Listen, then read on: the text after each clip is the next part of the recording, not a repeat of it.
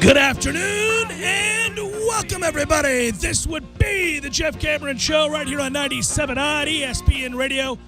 It is my great pleasure to be with you.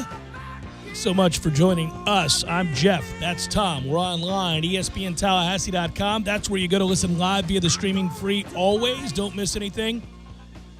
But perhaps you get called away, work makes you do something, and you can't listen all the way through from start to finish. Well, it's a good thing for you. We got you covered. All 3 hours get posted upon the conclusion of the show, Apple Podcasts. Go find it, subscribe, rate, review, share. If you love the program, give it 5 stars. It helps others find it, so I'm told. You can email the show if you like. It's jcs@979espnradio.com. On Twitter, it's @JCameronShow. Also, the WTSM app works. Hello, YouTubers. I hope this finds you doing well. All guests appear via the Phone Hero hotline. Phone Hero specializing in iPhone and iPad repair. 2 locations, 2915 Cary Forest Parkway and 833 West Gain Street. Online at phoneherotlh.com. And a good day to you, sir.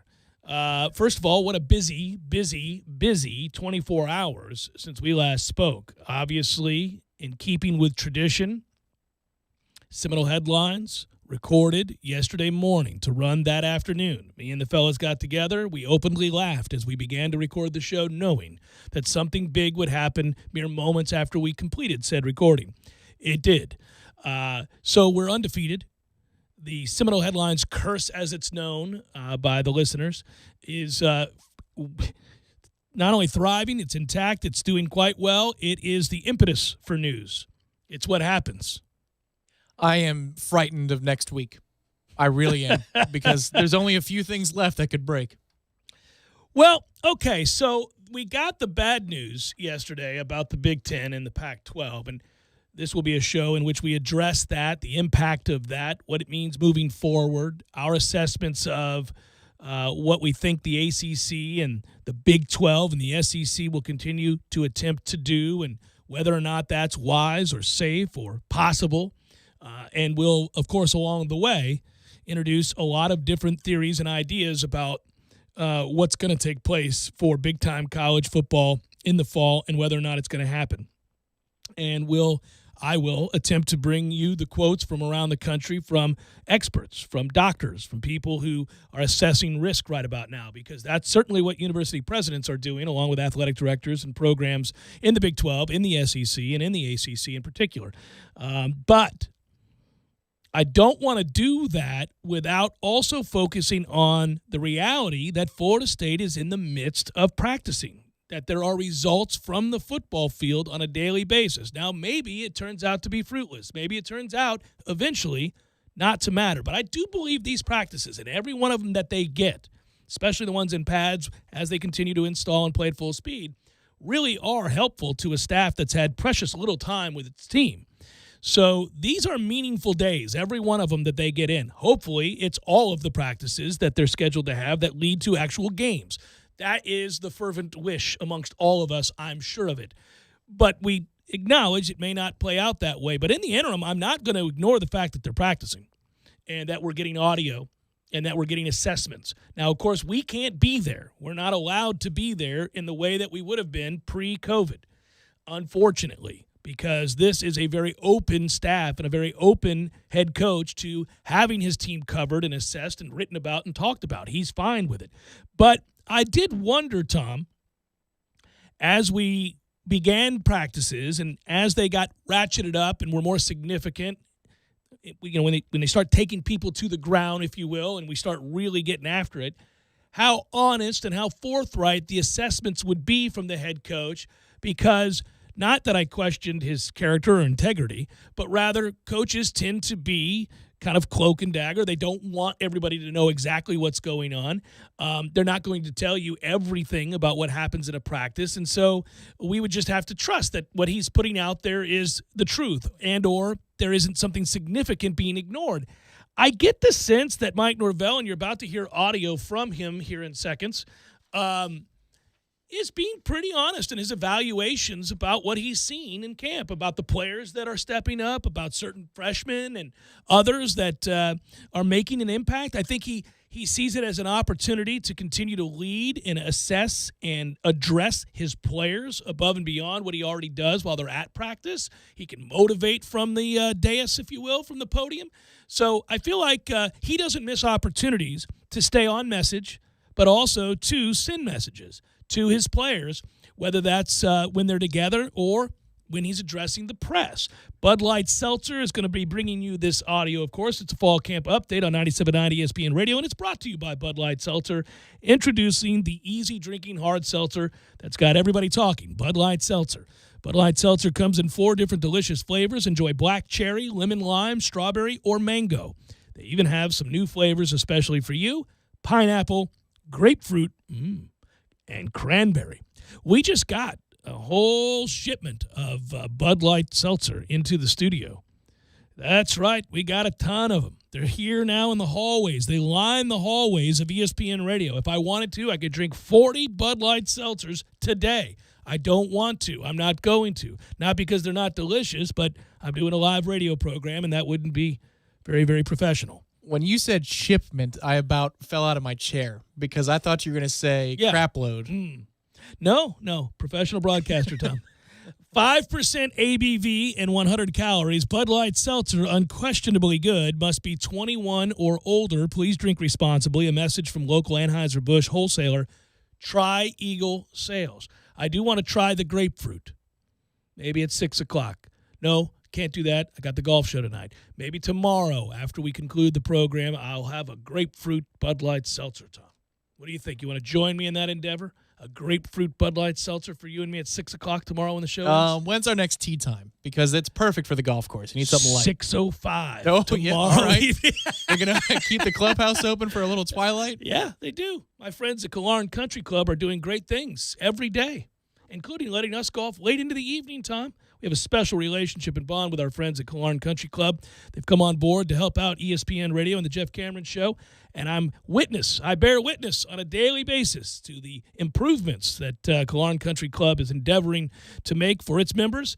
And if you'd like to learn about memberships and the relatively cheap costs for out the rest of the summer, all you got to do is give them a call over there at Killearn Country Club or visit the website, and you'll see more. I see. So Egyptian cotton, that's what we're not falling below that standard. Is that what we're doing here? That's right. Yeah, that's exactly what we're doing here. Audio, Mike Norvell, assessment of practice and those that stood out. Cut 1. Some bright moments. I think, looking at it, I was really saw some good things from, Robert Cooper up front. He flashed in some good moments. Malcolm Ray is really, I think, starting to come along. Fabian Levitt was, kind of what we were hopeful that he would be coming in. I'm excited about that group. We know, a couple of guys that have been here and played extensive snaps here before, but it's been good seeing those guys, really coming along. Quayshawn Fuller is, I think, having a really good start to camp, and he's gained some really good weight. He's about 280 pounds now, but moving well. I think you look at I mentioned the running backs earlier. I think they had a really nice day today. Some the O line is continuing to work and you're working to gel in regards to what they're doing. I say like Thomas Schrader, Robert Scott, two young guys that have come in that I'm really excited about, and I think that they have, I think they're going to have a chance to continue to grow and develop and see if they can't put themselves in a position to be able to help us. In that regards, Warren Thompson, I think, has had a really, really nice camp so far. He's really trying to establish himself as a guy that can maintain a consistent level of play, and he's really improved in kind of his overall physicality. Just to name a few guys that really kind of jumped off. Just of course of practice, but obviously I'm gonna get to watch film and get a better sense of that. That's Mike Norvell talking about his football team and those that have stood out in practice up to this point. I get excited to hear him mention Warren Thompson, who's a uniquely gifted athlete but has not been able to control consistently the mental aspect of the game, the emotional aspect of the game. I'm not insinuating anything about him. Some people struggle with the physical. Some people struggle with the mental. You got to put it all together to be a great football player and get the most out of your abilities. Warren Thompson has a lot of ability. I certainly hope we're beginning to see a guy who gets it and will flash on a regular basis and keep control of those emotions when things don't go well. Glad to hear about Cooper personally, but I think it's also very pointed that he mentions the other interior defensive linemen. I think that is a message being sent because the interior of the defensive line lost a little bit of depth. Yeah, so they do lose the depth there in Briggs, but I will say if they don't lose anybody else up to this point, they're going to have enough of what they need to play out the season without there being real risk, because you did get a transfer in and you do have a depth of talent at the segment. Sure, but if you wanted the message to be, giddy up, guys, I'm seeing you, Yeah. I'm noticing you. I think it's a smart move to do so when I'm sure their hopes are higher that the snap count is going to also go higher. Yeah, so I find it interesting to listen to him assess the players that are doing a good job and those that perhaps need to step up. It's really great anytime you hear him talk about a guy like Quashon Fuller, like he did there. You need some guys at that position for depth. You need some guys that are going to show up and really contribute as their snap load increases. So, again, you take it for what it is right now. I don't know, and without being able to see it, how accurate everything is. I would also note this. That's not the first time, and it is the first time that the coach has said it, but I was told by somebody there that sees these practices and has witnessed up to now what they've done, that Thomas Schrader is a nice addition to the offensive line. And, listen, at that age, you don't expect a guy to immediately step in. But if you're talking about raising the floor of what's possible for this offensive line, you need some of the young guys that we haven't seen and haven't gotten an opportunity to get to know, and we haven't seen them rep, to shine, to elevate the level of talent at the position. It's not just been that they haven't done a good job of developing players and they haven't done a good job of coaching the offensive line, which is certainly true. They have not, meaning the previous staff, and really towards the end of Jimbo's time, obviously, we know Coach Trickett did a terrible job as well, or that they tuned him out, one or the other. The point would be this. They also haven't had good players. They haven't had much material to work with. I mean, it's one thing to get the most out of the material that you have, but if the material's ass, then, the jacket's still a sorry jacket. You got to get better material, man. So what I'm saying is, when I hear about the young offensive linemen perhaps raising the floor, and I believe this is a staff that can develop players, okay, good. Maybe a year from now, 2 years from now, we have something of a middling offensive line in the ACC, something that resembles average in this conference up front.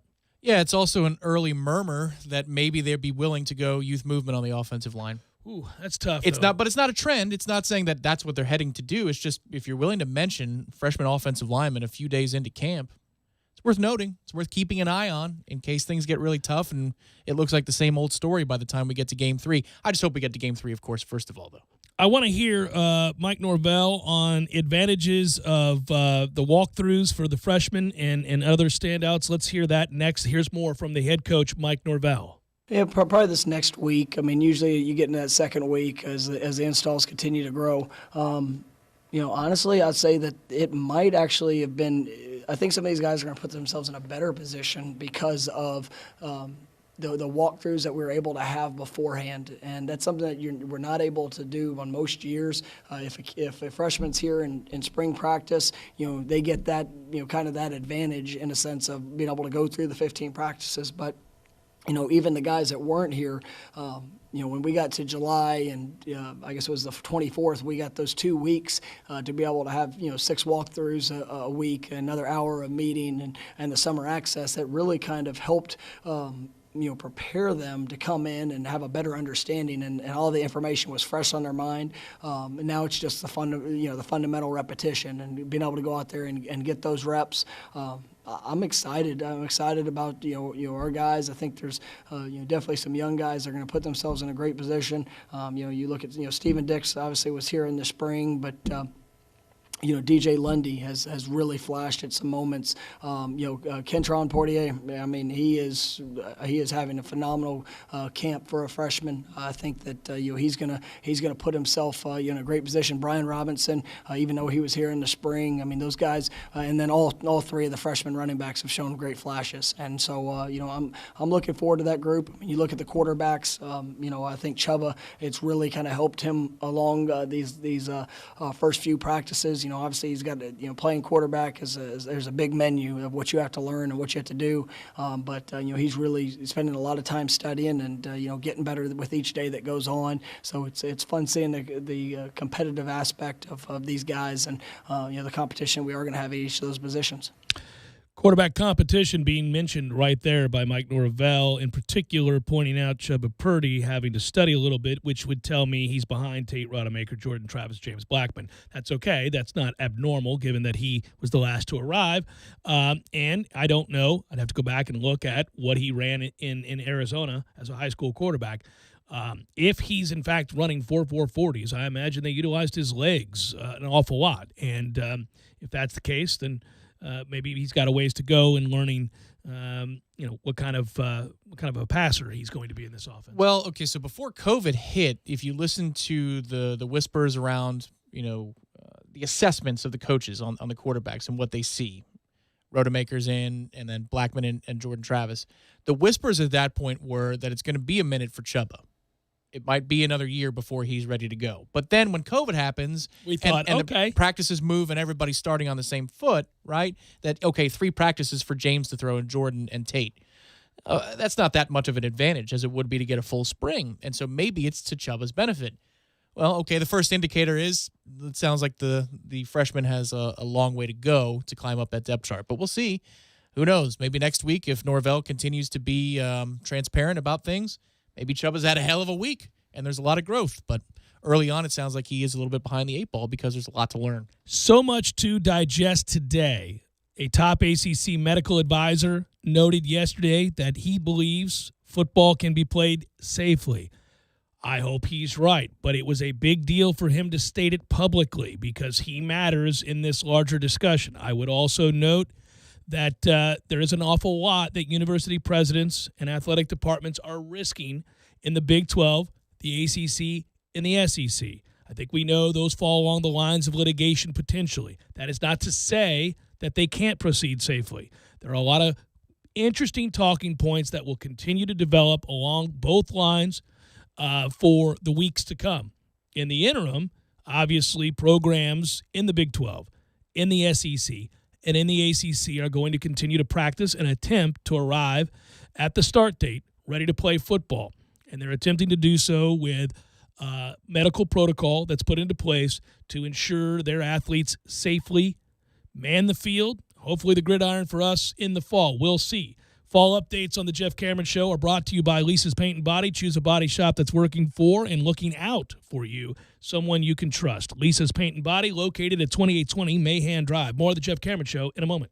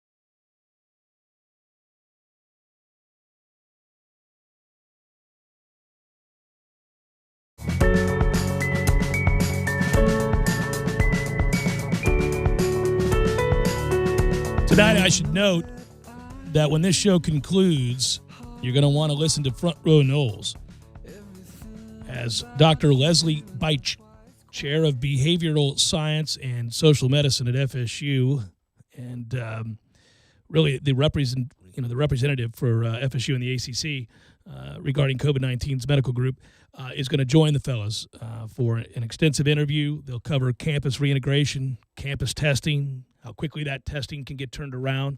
A lot of really interesting topics tonight on Front Row Knowles with an an actual doctor, is what I should say. Not an actor at all, but an actual doctor. It'd be a pretty funny way to do a show, right? Though, hey, I could build it up and then I could say, joining me now is an actor. Everything's going to be fine. Keen insight from our actor. You're being lied to at all times, except for me. I'm telling you the truth. Yeah. So yesterday, again, we saw a lot of things play out. I wanted to address some of them because it's infinitely fascinating. There's so many things to consider, but one of the first things that happened that caught my attention beyond the PR of having the governor sit down with the head coach and some players was an actual doctor. Speaking of which, a top ACC medical advisor being quoted on the record that football can be played safely. Now, we know the ACC is still trying to play football in 2020, and you have a member of the conference, Duke University, with a medical facility on campus and an elite one at that. And it should be noted that if that particular doctor representing an ACC school, and moreover, as well-respected as that medical school is, and he is, if they had been against it moving forward and you had teams begin to opt out within the conference that is attempting to move forward, well, that might be all she wrote. Just like late into the night last night, I was calling around attempting to find out whether or not the Big 12 was leaning in the direction of moving forward and attempting to play, because it would really matter that they do that. If you do not have other institutions in big-time college football, in particular members of the Power Five, willing to align themselves with the ACC and the SEC, then you run the risk of going it alone. And the more that looks like a likelihood, then the more obvious it is to me that university presidents would decline to take on that kind of potential liability. So it's important that the Big 12, not that they're dictating terms to us or the ACC, but that they stand in lockstep with other Power 5 institutions like those in the ACC and the SEC to play and attempt to continue to proceed with the season. Well, to that end, they released their schedule today of the 9 games with some open weeks available for the +1 model. It's a 9+1 conference and out of conference. And, that would be the response that the ACC and the SEC was looking for towards continuing playing. We shall see, though, if the Big 12 follows the Big 10 suit, releases the schedule, and then a few days later says, never mind. Dr. Cameron Wolfe, a Duke infectious disease specialist who chairs the ACC's medical advisory team, confidently said he expects the conference to continue its steady march towards a football season. While the unpredictable, obviously, coronavirus poses a risk, Wolfe said doctors have learned enough over the last 6 weeks to understand how to manage that risk. Quote, "We believe we can mitigate it down to a level that makes everyone safe," quote, unquote. That according to Dr. Cameron Wolfe. That's important. Can we safely have 2 teams meet on the field?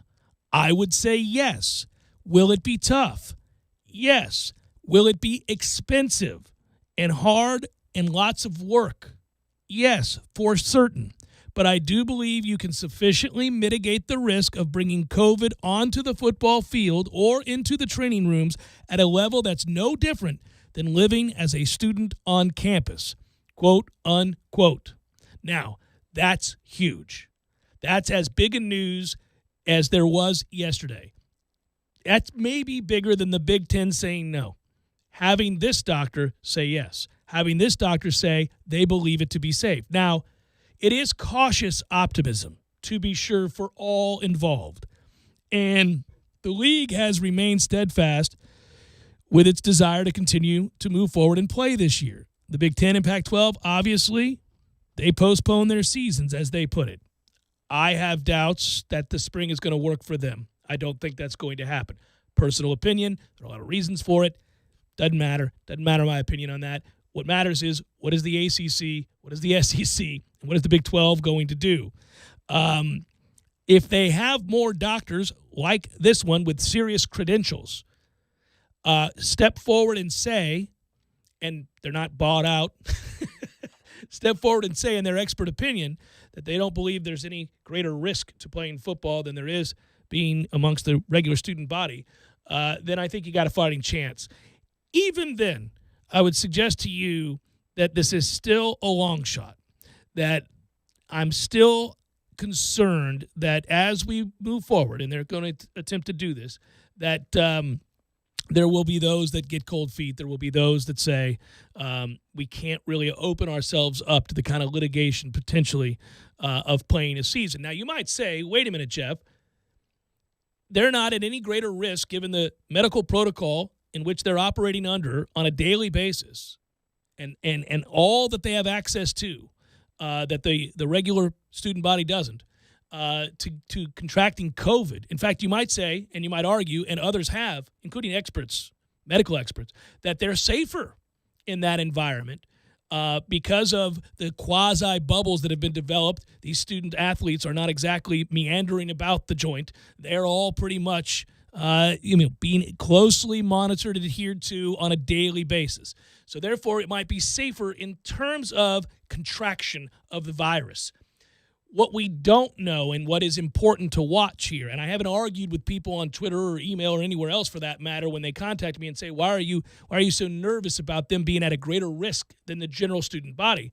I've never said that. What I've wanted to know is the long-term effects that COVID-19 has on the body, on the organs. Because if we begin to find out that it adversely affects one who contracts COVID-19, adversely affects and endangers a person who has had it while exercising strenuously, the heart, the lungs, and other organs, then you've got a problem on your hands, and that's Katie bar the door. We're done here. It is over if that's true, because then you would not put the student athlete at that risk, and you would not certainly put your university at the risk of being sued back into the Stone Ages, as I've said before, which is a distinct possibility. There are unknown risks, and that is why the Big Ten, in essence, said yesterday that they didn't feel confident launching their seasons with these unknown risks and some of the developing information that they have. I will say, again, that this isn't binary. It's very difficult. Every day we go through this, we learn something new. Sometimes it's positive, and we all pick up and we get excited about the potential because that's the good news that I just got. But other days, obviously, other hours, it's changing every half day. You'll get information that says, this ain't good. This is not going to happen. So, I don't want to be subject to the whim of emotion to that degree on a daily basis. It's just not worth it. I'll sit back and watch, monitor, report, talk about, opine, all of those things, but I am not going to get my hopes up on a Tuesday knowing that Wednesday's news may absolutely dispel whatever optimism I had. Yeah, or 200 characters from Brett McMurphy that comes down any 10 minutes from now, something along those lines. Right.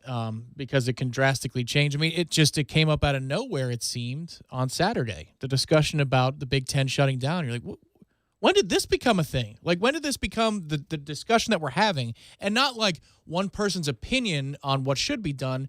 Like, there is a consensus growing amongst national reporters. You may think, as a consumer of all this stuff out there, that the national media wanted college football to be shut down or something along those lines. I assure you that their paychecks would argue otherwise. But the consensus was correct.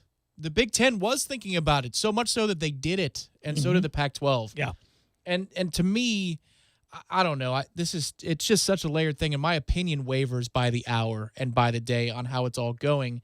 But I have a hard time jiving the fact that an Ohio State or another giant state institution with enrollment in the dozens of thousands of kids, 40, 50,000, yeah. right, can say, all right, student athletes, you're done, but please, let's bring some kids on campus, because you are assuming liability risk by the 5 figures the moment that you say online learning is not the only thing we're going to do. We want you on campus because we got to get our full check of tuition. And so a mixed message is being sent in that regard, and that's what pisses me off. We're 'Cause I in think it's agreement. So go ahead, sorry. No, we're in agreement that the football players are, at least in terms of, again, contracting the virus, no greater risk than the general student body as they come back to campuses. If you're going to live on campus in a dorm room with somebody else and go to parties and go to and fro and engage in, the college life. Yes. Yeah, that you're not at any greater risk right now, given all the medical protocol in place as a football player, than you are if you're just a student, a regular student. I know this isn't a classy statement, but college is a contact sport too. And Sure. that's what they're subject. I mean, that's what Especially undergrads if you're lucky. Well, and that's what you're bringing kids on I campus know, even if it's know, not on your yes. property, not in a dorm on your property. This is what you're doing. You're opening yourself up to this Pandora's box. And then for the leagues to say that it's player safety, I think is a crock of what. Stop it. You already brought them back for acclimation. They've been working out for 2.5 months. Player safety. Spring football, followed by fall football, player safety. Get the hell out of here with that. Yeah. No, what they have to know is that they're not going to get sued. If they and I don't want to be so cynical and jaded. I think they do care about the student athlete's well-being. I don't think anybody in administration, no matter how much they need the money, and they need the money, would be willing to sacrifice somebody's life in order to get it. I don't think they walk around with that mentality. If somebody dies, they die. I don't think that's the mentality. I think they think legitimately. Now, there may be some evil people out there, Tom, but I don't think anybody assesses this and says, well, you know what, it's worth it, we need the money. I don't think they look at it that way. I think they believe, and they're medical experts who are telling them, hey, I think we can do this. I think it's safe. I think, you're going to assume some risk, but none greater than the general student body. And we actually have protocols in place that, if adhered to, will ensure that we can identify those who, let's say, contracted COVID and then have a greater risk of heart disease or long-term damage to the lungs or whatever it might be, right? If that's the case and you can get them off the field, right, if the second you notice that the repercussions for having had that are leading to problems on the field while they're practicing or participating, and you can get them off the field, well, then, yeah, in many ways they think that they're safer as opposed to not being monitored at all if we're not playing football. I do think, though, that ultimately when you read quotes, and Tom, I'm going to read this quote because we'll probably go back to it many times, and I think it is ominous, and without question, university presidents and athletic directors are having to look at this. Tom Mars, prominent college sports attorney, on his view regarding what the Big 12, the ACC, and the SEC could be, not are, but could be getting themselves into. Quote, whatever conferences decide to play football this fall will be taking a ridiculous high risk they may soon regret. I know, and I've talked with some of the best plaintiff lawyers in the country this week, and they're praying the SEC, Big 12, and or the ACC are greedy enough to stay the course. If things go sideways, the plaintiff's bar will immediately get their hands on the internal financial analysis of the schools, FOIA. Get the conference financials through the discovery process, and then just stand in front of the jurors and point to the conferences that decided not to risk the health of their student athletes. Good Lord, I'd hate to be the lawyers defending those cases. And the attorneys lining up to represent the plaintiffs, he said this. These are lawyers who've already slain bigger dragons than the SEC, and they can afford to finance the most expensive litigation on the planet. As a coalition, they'd be the legal equivalent of the Death Star. So, you're not going to sleep well if you head up one of these programs knowing that you potentially could open your program up to this kind of litigation. You have to be very, very sure that you're doing the prudent thing here. Now, you don't have to be very, very sure you're doing the prudent thing here tonight. You need to follow it every step of the way. Yeah. Take the information from the experts, learn and operate with information that informs every decision. Right now, they're being told this is a safe protocol and you can proceed. Next Thursday, who knows? It changes so fast. Yeah, I agree. You have to be on your toes about all things because it's Lebowski. New bleep has come to life, man.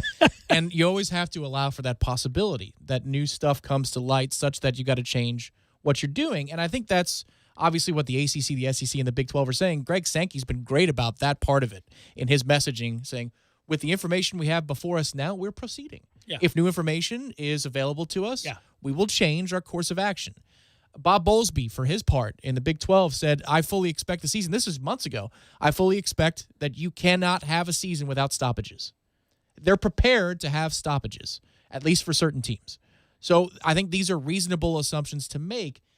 It's just, I don't know, man. I would ask that person who talks about the Death Star, okay, well, how would you address university presidents' decisions to have kids on campus at all?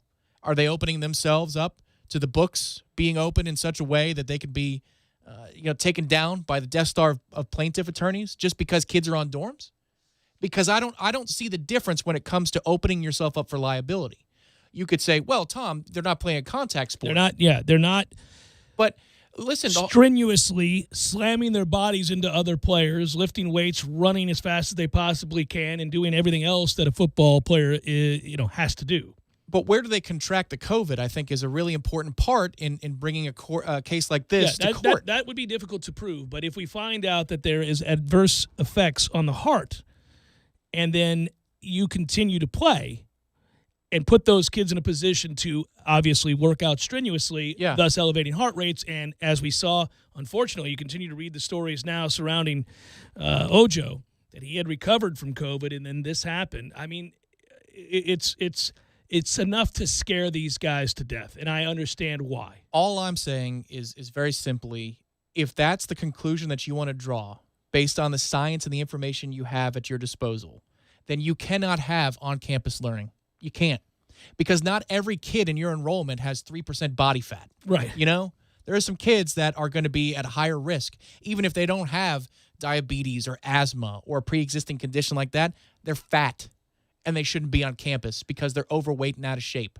And this puts them, but this is the decision that they're making. Right. I know that athletics is our lane and the university stuff is more of a talk show's lane when you're talking about policy. But I think these decisions are intertwined in a way that nobody's talking about in the sports realm right now. Well, that's why I say I agree with you in terms of how you get it. I don't think that, A, that's easily traceable necessarily. B, especially as you integrate students back onto campus. Did they get it playing football? Did they get it in the locker room? Or did they get it intermingling with the general body, student body? Right. But so that's tough, right, in terms of a lawsuit and everything else. But, again, if you know and you have examples and it is reasonable to assume that we now know the effects on the organs for those that have it, deleterious effect, especially if you're working out and engaging in an athletic event, if that's increased by whatever percentage, then you got to call it a day at that point. And that would be for all sports, not just football. That would be everybody. You better shut down the gyms. And, Yeah. at the universities themselves for right? the general enrollment. No, I'm saying the repercussions are great. You're right. This has tentacles. Right. I'm not saying it's going to happen, but they have to monitor this. If hourly. I'm a student and they tell the student athletes they can't play, but I'm a paying, I've got tuition bills. I don't have a scholarship. I got to pay them whatever it is. Let's just say it's $20,000 a year, $10,000 a semester. So the message to me is, okay, it's not good enough for them, but I can still operate in this little world that is the campus, and I can go to classrooms, and you know what? There's going to be a questionnaire before every day. I think that's what Florida State's doing, is a questionnaire and an app. I don't have anything. No, I feel fine. I'm going to trust that all these other kids, right? And you're telling me that it's okay for me to do that, Right. but not for the players who are being tested and who have more medical attention than I'll ever get as a regular student. Thagard doesn't equal the TOC doctors that Florida State has at their disposal for the football program or the trainers that they have on hand. I'm just saying that if you're going to cancel sports, then you got to go fully online learning, because you're sending a mixed message to the general population and student body that the athletes matter more. I think the interesting part here too is it's not just whether or not they play football, which is what you're saying. I think at the end of the day, a lot of these institutions at the places where they're trying to proceed, believe that it's worth the risk of playing amid the pandemic, or the cost of playing safely outweigh the pitfalls of not playing, right? And so you're in this situation where if that's the case, can anything get played this fall? Can you have school? Can you Right. be, like you're saying, on campus? If that's the liability Yeah, if that's risk, the then that's a liability risk, liability right? risk Yeah. for students and student athletes alike. And here's what I'm saying, too. That might be the right answer. It might be the right answer. You're not saying it's not. You're not saying it is. We don't know. I'm just saying that university business is big business, and we all know that. And for them to hide behind players' safety yesterday in those two conferences is a crock of crap. Yeah, I think, again, every few minutes I'm reading another article that you start getting into the thresholds, right? You start getting into whether the risks are tolerable or intolerable. And how is that decided? Well, it's going to be based on the medical. It's going to be based on what the experts tell you. And that's why I go back to what we started the show with, how huge it was to have a leading expert at Duke, a doctor, come out and say, we think it's safe. When you're presenting in a court of law because somebody passed, and this is the thing we talked about months ago. Are you ready to stomach that? Because it felt ugly as we were having the discussion. That are you ready as a university president or a conference commissioner for ESPN to go to break in the second quarter of a game after a touchdown, and they've got a graphic of somebody who passed away that's a general student at the university? Like, are you ready for that? Because that's what's coming. But that quote is of seismic importance to a university who is being sued. Yeah, no, there's no doubt that that's a leading expert and an important voice. But again, even with him and, let's say, other doctors, by the way, there's a lot of disagreement in the medical community about this. So it's fascinating to watch unfold. It's also very frustrating because that's where you're churning for the information to help inform the decision. And here are people that have a better grasp of what this is and how it affects the body and what the long-term effects are and whether or not it's risky or not risky or more risky. And they can't agree. They can't agree. They continue to argue. But what I get back to with all of this is, in essence, as we go through these practices, risk tolerance, that could be different for every president in the league. You know, I mean, it's a matter of risk tolerance. Clearly, Florida State is all in. President Thrasher on down, they are willing to take on that risk without question. They've made that abundantly clear. Yeah, I think well, I know the number one word that came to mind for me yesterday after the first 10 minutes of that presser was unequivocal. That's what this is. They're unequivocally on a side. They've picked it, and they're moving forward on that side. Yeah, no, they are. It's fun to cover and watch. It's a news story. It's a big deal. It's life and death. It's a lot of things, and it's also sports. This is where we have the crossroads we referenced earlier. Well, and I think the message that they're telling a general student that's a freshman or a sophomore that's coming to campus is personal responsibility is on you. Why isn't that the same for the athlete? Is the athlete less capable of controlling their impulses than a general student? I understand the idea of the spread, but if you're going to test and this center has 24-hour that's another big return deal, time. yeah. And not everybody can do that. That's what's going to be fascinating. We know that the Group of Five really couldn't afford to do that, and they had to bow out, especially because they lost their guaranteed money games with the Big Ten and others. Jeff Cameron Show, 97.9 ESPN Radio.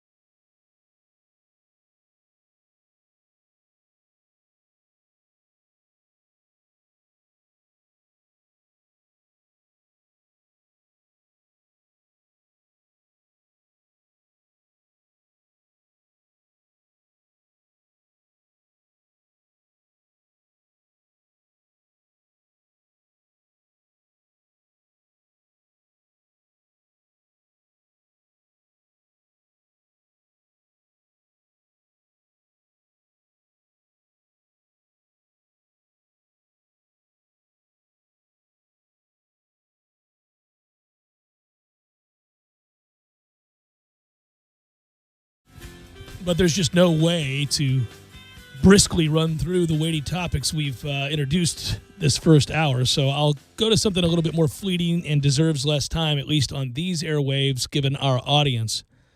A number of records set last night. I hope you were one of the lucky ones to stay up and watch. I watched every second of this particular contest. All 5 overtimes that took place for the Lightning and the Blue Jackets. And I will tell you that it's just game one, Tom, but the longer it went on, the more it felt like of dire consequence if you did not win it. Because you're playing 2.5 games, and it only counts for one.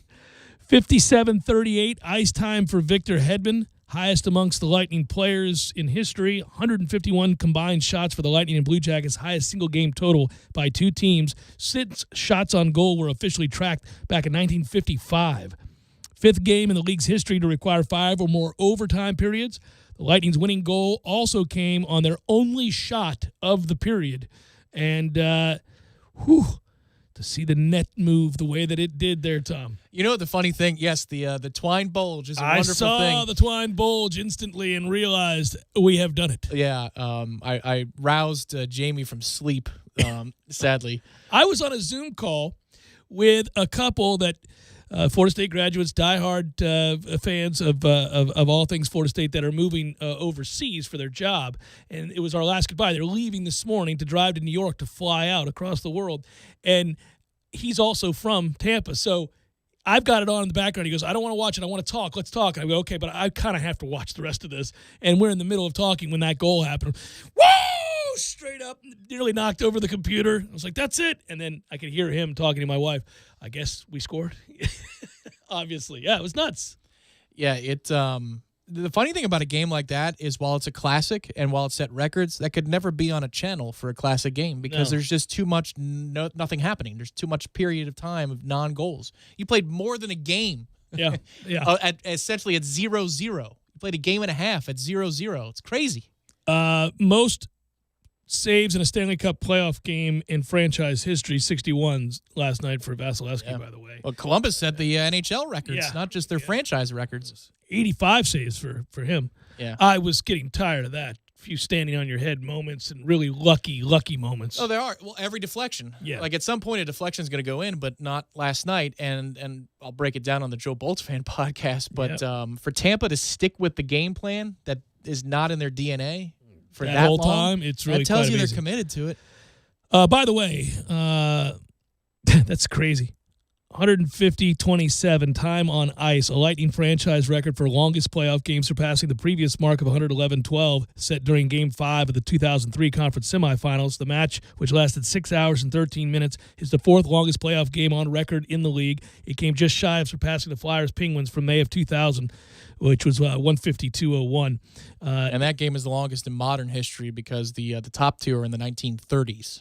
Yeah, Seth Jones, by the way, 65.06 ice time for Seth Jones, whose legs are hurting today.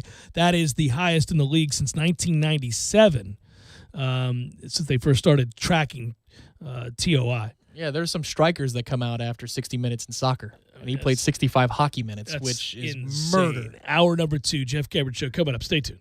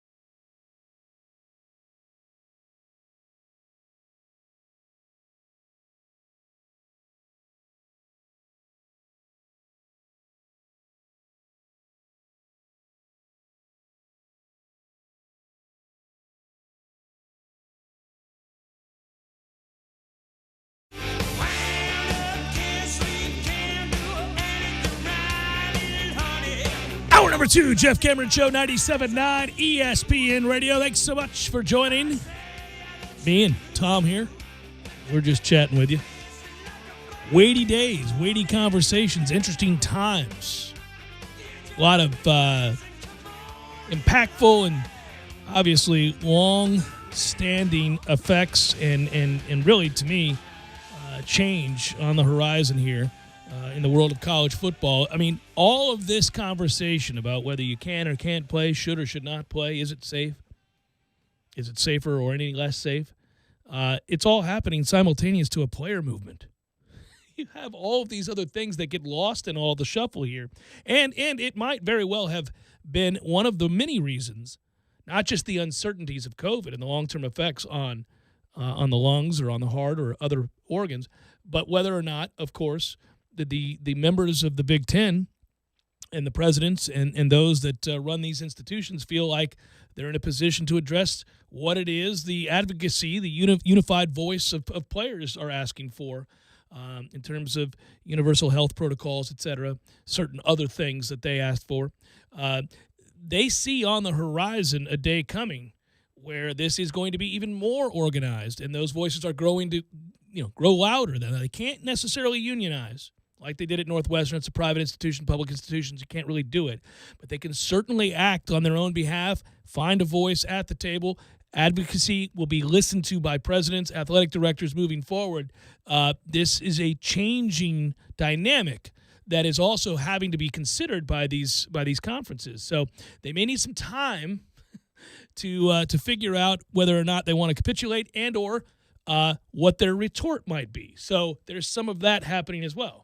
Well, it's a good shift. That part of it is a really good thing. I'm glad it's happening because if you paid every player, walk-ons included, $50,000 on Clemson's roster, Dabo would still have $5-6 million left in the bank. Sure. If you took the salary straight from what he makes year by year. Yeah, right. And that's insane. Well, we knew this was a growing problem and certainly a bad optic. I do believe that we're heading more and more towards a so-called super conference where they will no longer have to pretend. They will just, in fact, reshape what it means to get an athletic scholarship to said super conference, which may very well involve monetary value above and beyond cost of classes. That's what I said for a long time. You got two choices when you arrive on campus and you sign your letter of intent. It's, do you want to be the student who doesn't get paid, or do you want the check and we can cut you for any reason, like your performance is awful? Yeah, you're not any good. You're a pro. You suck, you're cut. I get one of my spots back. Yeah. You know what I did read about was this idea of people getting angrier and players deciding, well, I you know what, I'm lacking an opportunity to compete, and therefore I ought to be free to leave and go somewhere else. And of course, if you're part of a group that doesn't have a great quarterback, you'd say, Justin Fields, I'm right here. Come on down. We're playing. Play right here. But most schools do not have slots available to them to just say, hey, we've got 5 open spots. We'll take that lineman from Wisconsin, that running back from here, that running back or that quarterback from there. You're not doing your job as a coaching staff if you have a bunch of available slots. But I think we do. Do we have don't. 1 or 2? We have 1 or 2. And could be all the difference. we might have. I think we have 1. You'd have to do it now, though, because the semester starts really soon, and they'd have to self-quarantine coming from a different state, I imagine. I don't know, all that would go into it. But you'd certainly be missing some practice as well. Yeah, I think you could maybe do. I think we have 1. That's what I think. I do want to point to something that I think is interesting. Did you hear Desmond Howard's response to Nebraska? I did. I did laugh, first of all. Obviously, I mean, he's passionate about repping the Big Ten, clearly upset with the besmirching of a conference that he believes Nebraska's statements to be. I never knew Desmond Howard to be a conference flag-waving guy. It turns out he is very much a conference flag-waving guy. He might have a tattoo of the B1G. I think he does. But back to this. Never mind that he believes the Big Ten ought to move to quote-unquote, get Nebraska's ass up out of here. That was a funny line. I couldn't believe it. I double-took. I did too. I was in the kitchen making breakfast. I was like, what in the... I got to give him credit. I don't agree with him, but I thought it was funny. He's like, I'm getting their ass up ahead of you. They don't want to be here. You can go on. I was like, oh, fair enough. Fair enough. You love the Big Ten. You are absolutely offended. It's like they came to your home and disparaged the hospitality. You're like, you get out of the house then. Back to Nebraska and some other schools. So it appears that some of the schools in the Big Ten that were not happy with this decision are, in fact, attempting to find out whether or not they can go on their way and play outside of the Big Ten. Now, you had some definitive proclamations, Nebraska certainly being the loudest voice of the bunch. But some people would describe that as a university-wide temper tantrum. Others might say, hey, I get it. They need to see if they can play. Well, according to a person with knowledge of the situation who spoke to USA Today Sports on the condition of anonymity, the Cornhuskers were analyzing whether it's possible to cobble together a fall schedule in defiance of the league's collective decision. Big Ten Commissioner Kevin Warren told Yahoo Sports yesterday that Nebraska could not play and continue to be a member of the Big Ten. The person with knowledge said that there is an alignment between the athletic administration, Chancellor Ronnie Green, and Governor Pete Ricketts on a belief that the school could not play, that they weren't allowed to do so. Those representing Nebraska believe that not only can they play, but they can do it safely. And Nebraska, by the way, isn't just saying we want to play and to that end, we're going to try to cobble together a schedule. Nebraska's like, and we're going to do it with fans in the stands. You guys can all suck it. That's what Nebraska is in essence saying. We're going all in. Football in full stadiums. That's what Nebraska does. Nebraska's like, we are doing this thing. Husker up. But here's where it gets interesting. Now, I know, by the way, why Nebraska thinks that. They've had a surprisingly low number of cases in the state. There's like not much of a presence there for COVID. It's like Canada. So like Canada, indeed. So they're saying, we think we can do this, and it's not all that risky. They may have a point. But their viewpoint got big-time bolstered when yesterday Ohio State coach Ryan Day spoke rather vaguely on a conference call about pursuing, quote, all options while also giving deference to the Big Ten's decision. He's kind of wanting to say, oh, we respect the Big Ten. We understand the decision. We are looking at options. And everybody went, whoa. You respect the decision or not? What are you doing? James Franklin said the same thing in his interview on Get Up, that they would explore every option possible. For me, I understand that Nebraska is in lockstep from the president's office on down. They are. That's very clear. And they'll let you know about it. But, the Big Ten does cut the most lucrative TV check of any of the conferences. $50 million a year Nebraska collects from the league's media rights deal. Do you really want to mess with that money? And the other thing that Desmond said, they went back to him a few minutes later, and he said, if Jim Delaney was still the head of this conference, none of those words would ever come out of your mouth. It's because you take the new guy, Commissioner Warren, you take his kindness as weakness. But if it was Jim Delaney, you would not say one of those words because he'd kick you out. Yeah, well, they may want to kick him out. I don't know. It is $50 million a year they get cut from television revenue. That is a big to-do. They would maybe want to consider that. They could just go back to the Big 12. Or they say, you know what, the $50 million, it'd be nice next year, but we're going to lose it all this year. We could recoup $28-30 million of that right here, right now. And so we lose a little bit longer in the long run, but this sport's going to be different in 5 years anyway. Who cares? The Big Ten expanded, and they began expansion in 2010. And the Huskers obviously have done really nothing in their time in the Big Ten. I've noted with lament that that program has slid to a place where I never thought historically they could. Short of collecting a ton of money, they have done nothing else. They're on their third coach since they joined the league.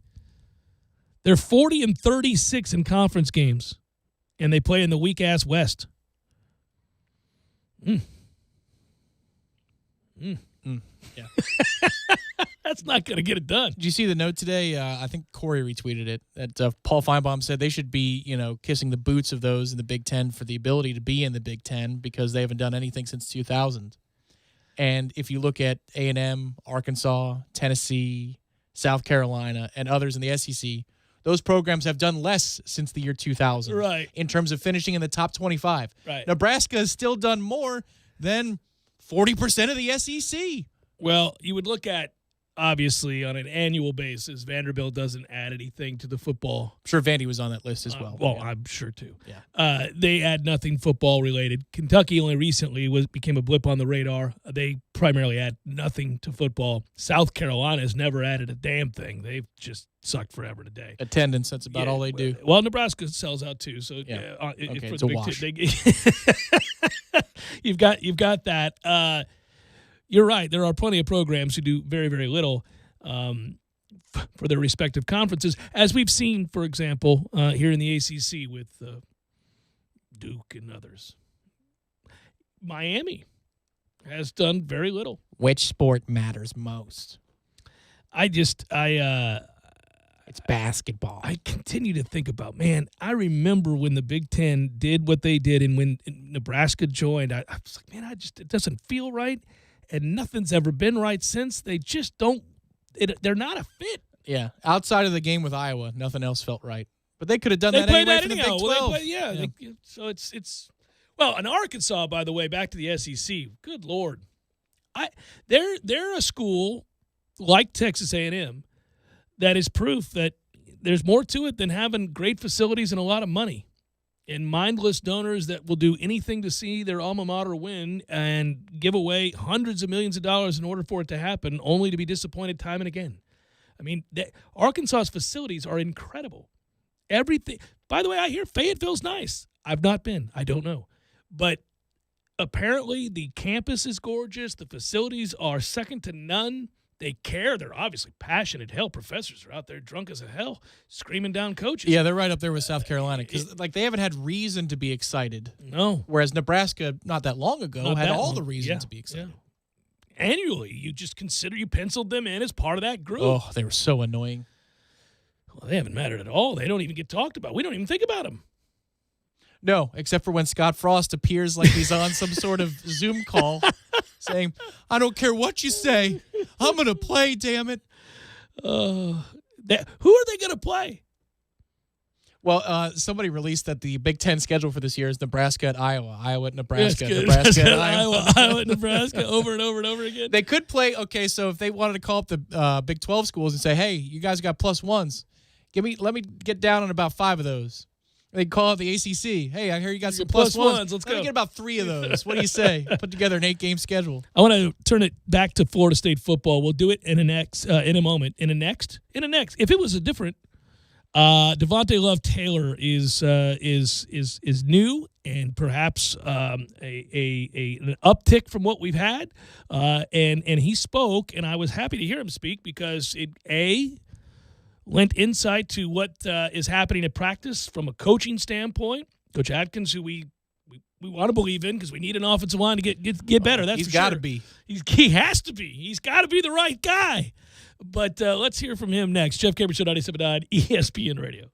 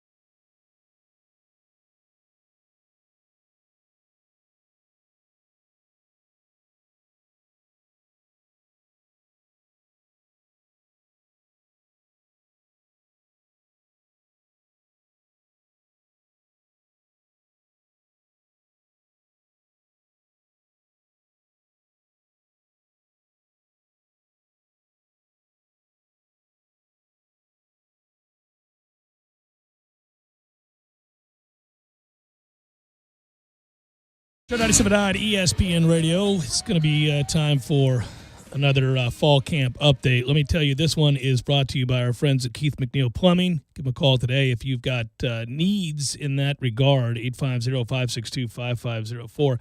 I did, in fact, recently, and it was in the middle of the damn night, which is never easy. It's not what you want. If you've got appliance issues, pipes or things like that aren't working properly, sewer issues, a little something more than a leaky faucet, although they do that too. You need somebody who you can ensure is going to be professional, and they're going to get to you right away. They have 24/7 emergency service at McNeil Plumbing, and that's a big deal. They've also been here as a family-owned business since 1978. And they've got over 80 employees, experts all. They'll come out there and they'll get the job done, and they are pros. I saw that firsthand. Give them a call today, 850-562-5504. You don't want to wait around on things like that. They'll guarantee you clean, smiley, happy, friendly face arrives at your door rather rapidly, I might say, and gets the job done. So that was good. Okay, so let's hear from Devontae Love-Taylor and what he's working, where he's working currently, I should say, along the offensive line, and his impressions of Mike Norvell. Preseason camp's going great so far. I love the opportunity to compete against one of the best D-lines in the country every day. And right now I'm working at mostly right tackle, but if there's a chance, I'll get some guard work, and wherever Coach Atkins wants to work me, I'll work. I'm super excited to play in the offense for Coach Norvell. He's a genius, and everything he does, it's like it works. He has answers for everything. Just seeing the film and then being out there on the field and doing the installs, and you see what he did at Memphis, and then when it comes together for you, like if I have to make a check that I've seen someone do on film before, and now I'm on the field doing it, and the play breaks for 30 yards. It's like it's exactly what he told me to do. The defense did exactly what he said they were going to do, and the play just broke. You love to hear it. You really do. You're talking about, again, the whys and the hows and what you're being asked to do in a way that helps shed a light on not only the scheme, but as you learn, you get a better understanding and more trust, certainly, in your coaches when things like this play out the way that he just described. That is something that is pretty consistently echoed by his teammates up to this point. So, again, they're very early on in camp. It's impossible to know just how far this team has come from the end of last season to where they'll be when they play Georgia Tech in the first game of the year without seeing games. This is talk.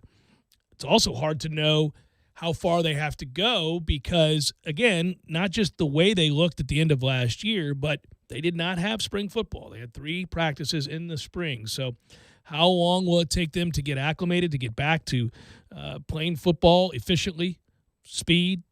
You're doing this on the fly, install, and you've had precious few reps. So it's hard to know what that's going to equal when this is all said and done. But you do like to hear from players like Devontae Love-Taylor and others that seem to suggest that the buy-in is in place without question and that there has been evidence and reason for that buy-in.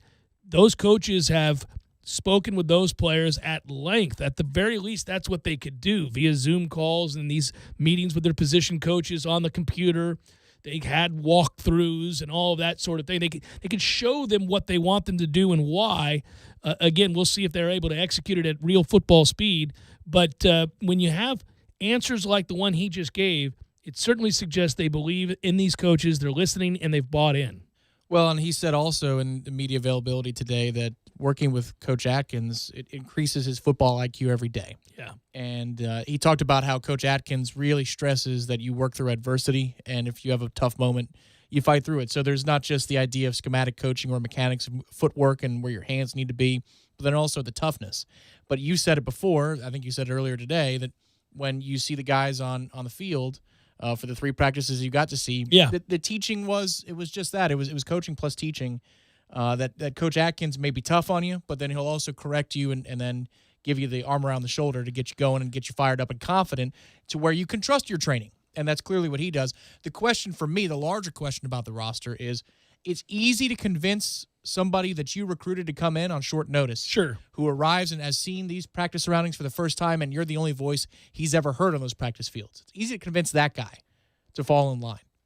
But Can you convince the guys who have been failed and lied to multiple times across multiple coaches? Yeah, the only way that's going to happen is if you trust not only that they know what they're doing, but you believe in the messaging. And I think there's evidence that that's working with guys that have been failed or have been on the wrong side of what we've seen play out over the last 3 years. An example would be, I don't think Coach Norvell, and we played the clip last hour, would have mentioned a guy like Warren Thompson at a left field.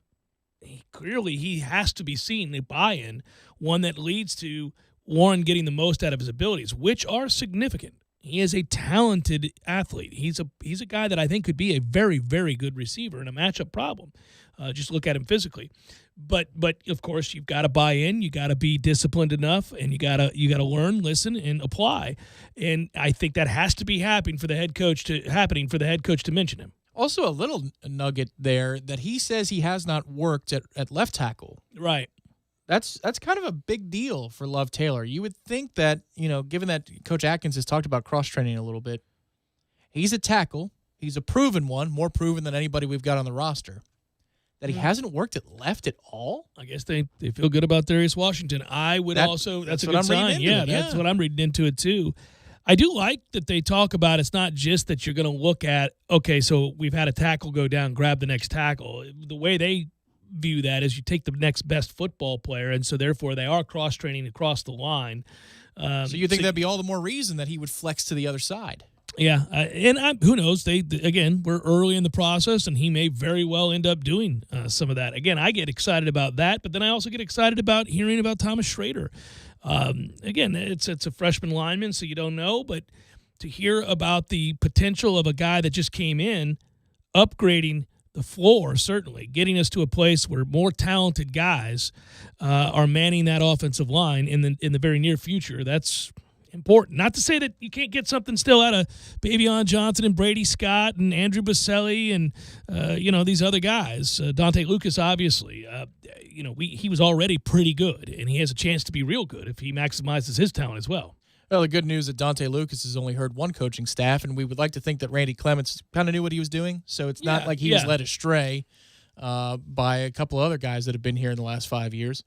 Yeah, it's just I would think if you can get 3 dudes you feel pretty good about, that we've come a long way. And maybe Atkins can do that to get us 3 players on that, starting 5 that we feel okay about. You noticed last hour when we played the Norvell quotes, he did mention my man.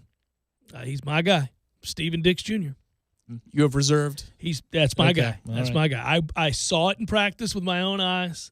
There is a fluid way in which he plays the game, seems to have an innate understanding of how the game flows and where he needs to be. He reads plays quickly, digests information quickly. He's physically beyond his years. I just get excited that, okay, so you had that affirmed in those 3 practices that we saw, just 3. So who knows where that would have gone from there, because he flashed in the full pads practice that I witnessed, and that was important. And then to have the coaches, and in this case the head coach, bring him up again so early on in these practices, that has to be a good sign. That is an area for all of our complaints about what hasn't been done successfully at Florida State on the football field the last several years. Boy, that area is the one that perhaps confounds me the most. There's just no excuse with the athletes in this region of the country, in this state, not to have somewhat serviceable linebackers, let alone good. You ought to, at some point, have some players that can really play. But, man, we have been lacking across the board at that position, and damn it, it's maddening to watch. Yeah, but I think a lot of that was development. I think that was a case where we did bring some good athletes. There are some positions, see offensive line, where you brought guys in that just weren't the caliber of what we need to be here at Florida State, like not even in the ballpark. Yeah, and we also got a little unlucky. Amari Gaynor got hurt. I don't know if Jaleel McRae was in the doghouse or what happened with him with the last staff, but he didn't get as good a look as I thought he should have got. This staff is okay with what Emmett Rice is doing so far, so that might have been a failure of development, but you just run down the roster of who the linebacker coach was in your program the last few years, and you go, yeah. Man. Oh, you get angry. I don't do it. I don't go back. Could we have done worse? I don't know. Chef Cameron Show, 97.9 ESPN Radio.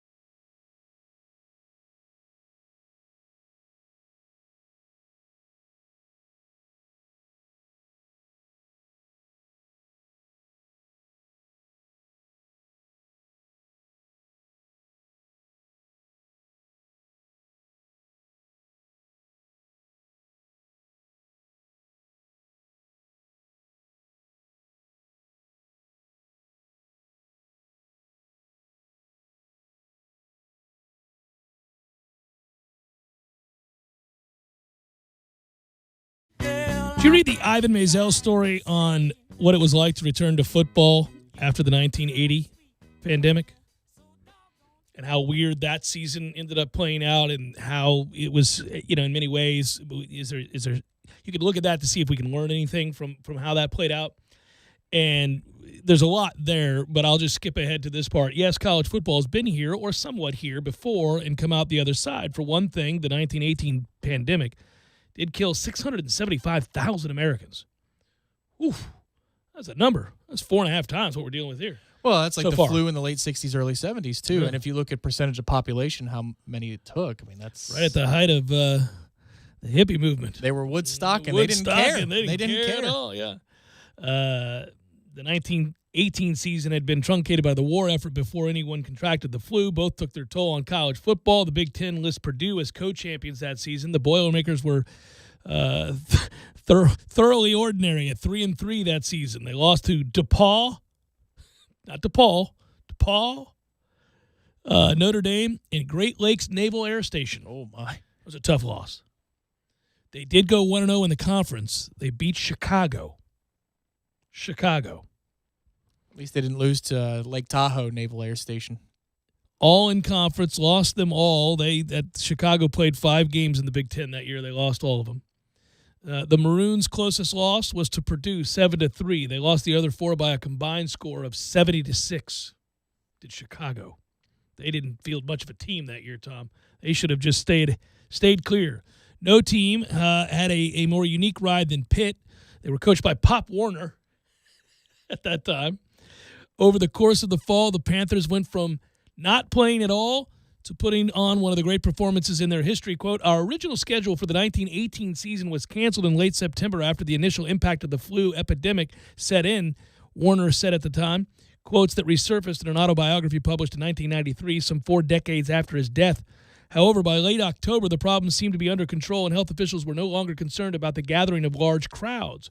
And what a team. He arranged a 4-game schedule, closing against John Heisman's Georgia Tech squad. Yeah, it's a who's who, veritable of awards and names, which came to Forbes Field in Pittsburgh with a 33-game unbeaten streak dating back to 1914. And on an icy, snowy afternoon, the Panthers walloped Georgia Tech 32-0. Get you some of that. A little ass kicking coming up here to Forbes Field. What remains is what Warner said afterwards. Warner didn't mention any concern regarding the health of his players. The NCAA hadn't yet coined the term student-athlete. The game took place because civic officials decided a large crowd, more than 39,000, the biggest in Pennsylvania history at the time, could gather. They said, that's it. You can do it. Press forward. And nobody checked anything, and they did it. Notre Dame reported its 1918 team returned home from its 26-6 victory at Purdue with a profit of $358. They returned to Purdue a year later. The Irish had such a small stadium in the pre-New Rockne days that big schools rarely came to South Bend to play them at all. The visitors cleared a profit, $1,579.08. Do you know why they didn't play Notre Dame? It's a dump. Because it's a dump of a town. Who would go to South Bend? Oh, man, that makes me laugh. Looking at some of these old schedules and these games, that's fun to do anyhow. I mean, if you ever grab any of the encyclopedias of college football books that get produced every few years, including that massive one we have here in studio, College Football Encyclopedia, the complete history of the game that ESPN produced, you can go down a rabbit hole in a hurry, just starting to go through old schedules and teams that existed at one time that were powerhouses that no longer exist at all. Universities that closed down, that, Have you taken that book to your dad for his review? I bought him one. He you has did? one, yeah. Okay. So he has one, then I have one here. I actually think I have 3 copies of that thing. And you realized, I believe, and I have to double check this, that might be the last book before really you talk about the internet being right at our hands with laptops and everything else. Yeah. To ever really be relevant. I mean, like, you don't need that book. It's massive. It takes up a huge amount of space on your bookshelf, and you can look up every team that ever played college football at the tip of your fingers there and find out exactly what they do. Bookshelf. What's that? I've got 3 beautiful bookshelves, and that book it was sent to the office by my wife. Take that with you. It's taking up too much space. I learned at a very young age you got to be careful with the bookshelf because the actual shelf itself is just kind of laying on there. It's a little shaky. You can knock it off and cut your toe open. That's what I learned. Cut your toe open. That's what I learned. I just brought up the 1918 season and the devastating flu pandemic that killed over 600,000 Americans at that time and millions around the world because they got through that. He's able to show in the article a time frame in which slowly but surely the games returned, and by early on in the 1920s, it was almost as if it didn't happen. Because right about now, it feels like that's never going to happen. It's just, I mean, even though intellectually it will at some point, but just the way that the days flow one to the next with this limbo that we're in and the frustrations that build, just it helps sometimes to look back at those moments and find hope in history. I go back and forth on thinking that this is taking forever or it's going by really fast because it's August the 12th. The NFL is supposed to kick off on September the 10th. Yeah, less than a month from right now. But I feel like we're in April. We just got done canceling the NCAA tournament, March Madness. Well, on that note, I do. It's really a testament to what Leonard Hamilton and his coaching staff have done, because I find myself really beginning to wring hands all over again, and not about the college football season, which I desperately hope can be played. I'm not sure that it can every day. Like we said earlier, you get information that either sends your spirits soaring or leaves you down in the dumps. So we continue to monitor that. But more and more, given the way this recruiting class has shaped, over the last several weeks, I'm of the mindset we have a couple one-and-done guys coming in that I sure would like to see play basketball in the Garnet and Gold, and a season that not only I desperately want to watch play out, but I now think, on a daily basis may very well be in jeopardy. And that is really disconcerting because of the way the last one freaking ended. Well, take solace in this. If the ACC is this gung-ho about football being played, what are they going to do for basketball? They will bubble them up for basketball. You just straight up got to bubble folks up. That's the bottom line. You got to bubble people up. Again, I understand that, and we've talked about this a lot, the idea that athletes are students who are integrated with their campus community. And that they don't get special treatment, that they're regular student athletes. That's right. They're just the same. So I get that they know the second they bubble them up that officials are in essence admitting that they're willing to go down the slippery slope. They know that those athletes, student athletes, quote unquote, are in fact employees that make the university a ton of money. I just don't understand what's the breaking news about that, because in order to get an academic scholarship, you have to hit certain credentials, right? But to get an athletic scholarship, those credentials can be whittled down to something quite different. So the standard for a general student to get into Florida State is incredibly hard compared to even when I applied 15 years ago, 14 years ago. And they'll make it work if you can run a 4.4 or a 4.5. They'll make the numbers work. So it already was different on the front end of the equation. I just don't know, who are the citizens? Like New York Times columnists that are going to say, whoa, what is this? Yeah. It was already the process right now. I mean, the Nike gear that players get, men and women, soccer players, football players, it's gorgeous, some of the stuff they get. You can't just go into the university bookstore or Garnet and Gold or Bills and say, oh, I want that. You know why? Because I'm a student. It's free to me. Right. There already is a special designation. Well, right. So just in this, this ridiculous sham of amateurism, listen, again, we now know that pro basketball is working in a bubble. Hockey has worked beautifully so far in a bubble. Bubbles work. Again, we continue to talk about why universities don't want to do it, because obviously that it would reveal it would shatter the illusion that athletes aren't employees. That's what it would do. I just wonder, what illusion is that? Only in their own mind when they're putting out press releases. I think that's the general pop that doesn't cover or watch or pay close attention to college football, especially big-time college football. I guess they're still out there, but I mean, this thing, college sports has become so much more part of the general population sports consciousness. It used to be niche. Yeah. But now everybody knows about it.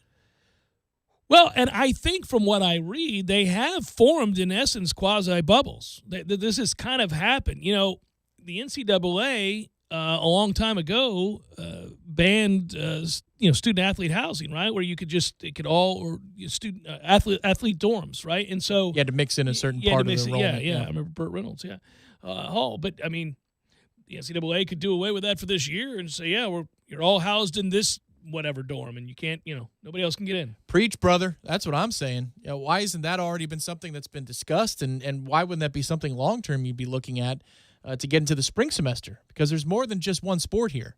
And when you roll Title IX into the conversation about, well, can they just play football and nothing else? I don't know that that's possible. You have to allow other sports to exist beyond just the football program, right? Like, there's no way that Florida State football could play this fall and then Coach Krikorian's soccer team could not play. Like, you have to – Title IX, I think, would protect that part of the equation. We haven't even talked about that part of it. But I This noticed is also why, again, the governor said yesterday, and of course we want the soccer team to play as well. I'm like, he was told to say that. Judging by his Well, no, if you believe it's safe to move forward and play, and you think these players are protected and being looked after above and beyond what the standard student would get because they have protocol in place to do that, then you certainly believe they can play soccer. Sure, but what I'm saying is if Florida State football didn't exist, he wouldn't have been there. No, of course He not. wouldn't be there saying, we got to get soccer going, guys. This is the only thing that matters. We got to get soccer, and they do great for this university. No, football is the reason he was sitting there. There's no other reason. It's just you want to say that to say, hey, look, we need the whole athletic program to go. Sure, you do, pal. You need your moneymaker to go. I really wonder, the next 2 weeks, I used to think we've had to push back how many times.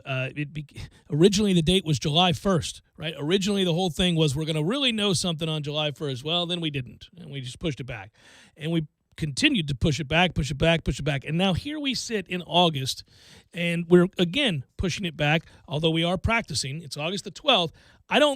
Do you believe 1 month from right now they're going to play that game? I thought that students were arriving on campus a lot later than they are. Yeah, they're coming on to campus now, so we're going to have an idea. So I think there's a better chance. I thought if Labor Day, because the local schools, the elementary and middle schools, right, it got pushed to August 31st. Is that correct? Mm-hmm. A couple Mondays from now. I thought that was kind of the time frame for the college campus as well. And if that was actually the time for the college campus, you would be intersecting your incubation period with the kickoff for the first game. But if you're going to start the clock on that now, then I think you're going to know a whole hell of a lot more by the 1st of the month rather than the 15th of next month. So, you're right. I don't disagree with that. I was, again, buoyed by everything that happened yesterday, most notably the doctor at Duke, Dr. Wolf, saying what he did. That was the most important element of what occurred, followed closely by what the Big 12's decision was on the heels of what the Big 10 and Pac-12 did. If you were reading about the medical advisory board that the Pac-12 was using, then you knew that was a fait accompli. They were already done. They just hadn't announced it. It really actually doesn't even matter that the Big Ten did it. They were going to have to cancel anyhow, because if you read about what was happening in the Pac-12, a lot of the schools in that region of the country were not as far along in their practice protocols and all of the arrangements for them to go forward. Like, they weren't practicing with footballs. They weren't even doing any of those things yet. Their rules were more stringent. So UCLA and all them, they were not doing anything close to what schools in the South have been able to do. Well, and Florida State has been proactive since day one. They're saying, if you allow us to do this, we'll do it as soon as possible. We'll do it as soon as we possibly can, right. But the thing is, the headline, and it's dangerous to read headlines, I understand it, but it's you've been following like I have, Adelson and McMurphy and Adam Rittenberg, all of them, Thamel. One headline, or at least a synopsis of an article from a Pac-12 medical expert was, if anybody else is looking at the data we're looking at, you can't play. Well, that's what I'm saying. That group advising the Pac-12 had already told them you can't play. And that's who they're listening to. That's why I say it's really fascinating, just as Joe Blow, who's not a doctor and not a scientist, to see guys with the credentials that Dr. Wolf has and then the doctor that's advising the Pac-12 has. You'd certainly just on paper look at that and say both very, very well equipped to make this assessment given their expertise. And they couldn't have more polar opposite views of the situation. I think a hot dog is a sandwich. I think it's a snack. I think it's a meal. That's where we're at. Well, it's a hot dog. I know that much. Now, if Dr. Wolf had said, yeah, I just don't see a way forward, it was over. It was over. Basically, it was done right then and there if he had said that. But the thing is, and I saw this on War Chant as I was looking around, because you got to keep checking. When we're on the air, every break, it's just like scouring. Yeah, it happens quickly. And not to give away the insider information from Gene's site, but he's teasing that there is a vote tomorrow from the ACC presidents, and it might not be unanimous. It should be majority, but not unanimous, that all ACC schools want to play. So there might be some dissenting voices in the room in tomorrow's conference call with the presidents. And if that's the case, will those dissenting universities even play? Or might they say, we'll take a break and you guys go ahead? Is that going to be Syracuse and Boston College and a few others like that, right? But yes. Mm-hmm. Those are a couple of the ones that are in that. I've read that too. Make sure you use your promo codes and all that stuff. Yeah. I was guessing. I think you can guess the universities here. I could guess I wouldn't miss them, especially if you're divvying up that money and you can get a bigger chunk of the pie. That's on the back end of all of this discussion. What is interesting is that if somehow this happens, if somehow they are able to boldly move forward and play, I'm again not judging yes or no whether it's right or wrong at this point. Still gathering the facts, reading, changing my opinion on a daily basis based on what I read. But I would say that if they do it, and the SEC plays and the ACC plays and the Big 12 plays, man, what an advantage moving forward. I mean, what a rebranding. I mean, none of us thought the ACC would be one of the staunch supporters of playing. Not me. I thought the SEC, that's a given. You already knew they would. I would have assumed the Big 10 would have wanted to. I would have thought that they would have been all in. I mean, that's a big part of their identity. Huge schools, lots of money at hand. That region of the country hasn't been affected as like Florida and the Right. Northeast has, Yeah, so I would have thought they would have. I would not have guessed that the ACC was the one. No, I would have said yes to the Big 12. You talk about Texas and Oklahoma and all those. Yeah, they're going to say yes. The SEC would say yes. But if I was guessing a third and eliminating others that wouldn't, I would have said no chance the Pac-12 does. Right. And then I would have said the other would have been the ACC to say no. Now, maybe that's wrong because if you look at it politically, if you want to do ACC's all over the map, though. a lot of Republican, I'm trying to think. Well, if you're going by 2016 electoral college stuff, Yeah, then sure. But, sure. I mean, then the Big 12 there's plenty of red states in the Big 12, yeah, including Michigan and Pennsylvania. you mean the Big 10? Big 10, sorry. Yeah, Big 10. 10, yeah. Forgive me. Yeah, it's fascinating. Ethics aside, these institutions are in business to make money so that they can fortify themselves for the next project and pay salaries. It's like any other business. I just don't understand why we stand on a little bit different ceremony for like institutions of higher learning as though they are not for profit in their own way. Well, again, we introduce this conversation all the time. It drives me nuts how out of control that's gotten. A restaurant and bar is going to fight for their abilities to Just survive stay the hell on open, of course. on the local level. Yes, A and university's universities gonna are do the same doing thing. the same thing right now. Yeah, without question. It's just, is there a path? And there are some doctors telling them there is. And you're like, I like you. That's a great path we're on there, Dr. Wolf. Let's go. Final hour forthcoming. Stay with.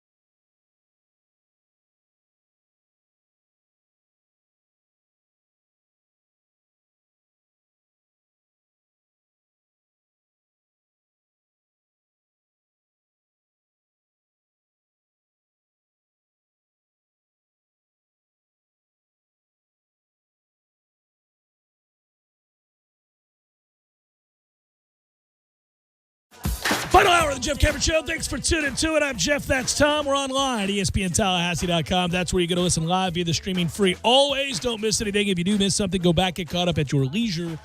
All 3 hours posted upon the conclusion of the show, both on iTunes. Also, you can follow the show if you want to watch it on YouTube. You can email us if you like, jcs at 979espnradio.com. Appreciate that. Also, I think you can usually find the show on Spotify, too. So go to Apple Podcasts and all that stuff and find the program and get caught up at your leisure. Things change so fast these days on an hourly basis. New information comes across that helps inform your mood, it seems to me. Wild extremes. Of course, we all want football to happen, and I'm of the mindset that it's a distinct possibility it does. But at the same time, certainly there's plenty of stuff to be concerned about regarding, again, especially if they're able to continue to link the long-term effects for some who contract the virus on their heart, on their lungs, other organs. That would spell the end of any hope that we had of moving forward. Now, right now, that's in a very small percentage of people that contract COVID. And let's hope it stays that way, just for overall the health of humanity, et cetera. But then also, just because if that would be the one thing that you would be able to directly link and say it's unhealthy to play, because the strenuous nature of football is adding stress to a heart that has now been adversely affected by COVID. If that link is shown to exist, in a larger percentage of the people that contracted, we're done here. And that would be for all sports. That would be for the NFL. That would be for everything. That is a worst case scenario. Not saying that's going to happen, but it's something that should be on your radar. Well, I think if the link was there, it would be the end of travel. You would have to bubble everything you do from that point on. And that might be even too much in and of itself, but I would think that the baseline for any sport to move forward until you have some solution, or you just go through a long enough period of time where people say, all right, the hell with it. You'd have to bubble people up. The NFL would have to.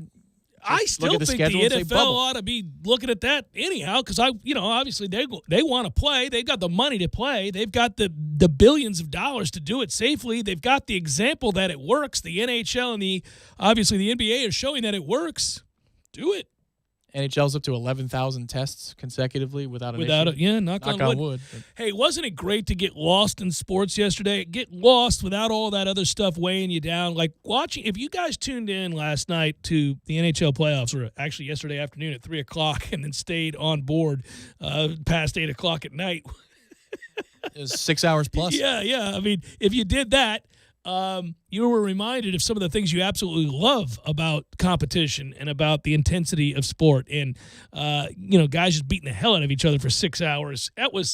And hockey, playoff hockey in particular, really provides that. But I was thinking about it last night as I was sitting there, I was watching that, and I'm watching baseball and another on my iPad. My wife's iPad's out, and we're watching 2 different games plus the hockey. This is where it's at, baby. This is what I'm talking about. I'm not worried about anything else right now. This is ideal. We have all of this. And this is what we said would happen. We'd reach this place. Because right now, no matter what's going to come on down the line, and I'm not going to speculate about that because we just don't know right now, but what I would tell you is that there you were at the beginning part of the day, devastated, when the Big Ten makes its announcement. The Pac-12 makes its announcement. You're thinking, oh, here we go. Here come the dominoes. Everybody's shutting down. And then the Big 12 does you a solid.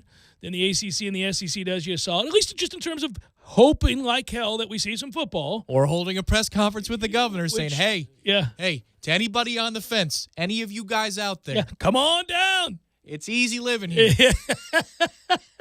So that happened. But in addition to that, again, like today, you're furthering your escape into sport with the Norvell audio, some of the players' audio, the practice, the results of practice.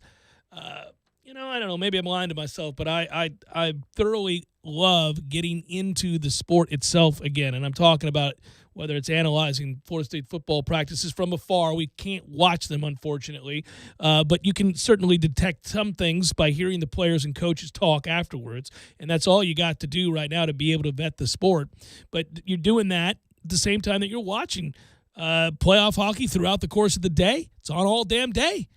Start in the morning, goes till late at night. Yeah. It's a beautiful thing. I Yeah. mean, before I left earlier today to come in here, I was watching the Bees go on and win in overtime. It was crazy. Double overtime. Literally morning today because Tampa Bay went so long and they don't have an alternate rink. It's one building. They said, you know what, guys, you've been sitting around here. This game's going to go because it takes. They said last night that it takes 40-something minutes in order for the locker rooms to be cleaned out, sanitized, like our friends Rescue Decon do. But it takes about 40-plus minutes for that to happen. But that clock doesn't start until the other team clears out. So they weren't going to drop the puck until like 11 p.m. So the NHL said, you know what? Let's start at 11 in the morning. It's beautiful. Baseball should do the same thing. 9 a.m. Let's go. Oh, buddy. Roll them out there for some baseball. Get out of bed, pour your coffee, sit down, maybe read the news of the day. Oh, first pitch is in a few minutes. This is going to be ideal. 9 a.m. all the way through. Well, you have all these makeup games that are going to be forthcoming, I might add, because, I mean, the Cardinals just aren't playing ever, it seems like. And at some point, I mean, I understand that in many ways, across the board, whether it's college football, if that's played, and certainly we're seeing it in Major League Baseball where they've built in these delays and in the schedule where they understand. But they've also said, well, we understand not everybody's playing the same amount of games, so we'll go by winning percentage.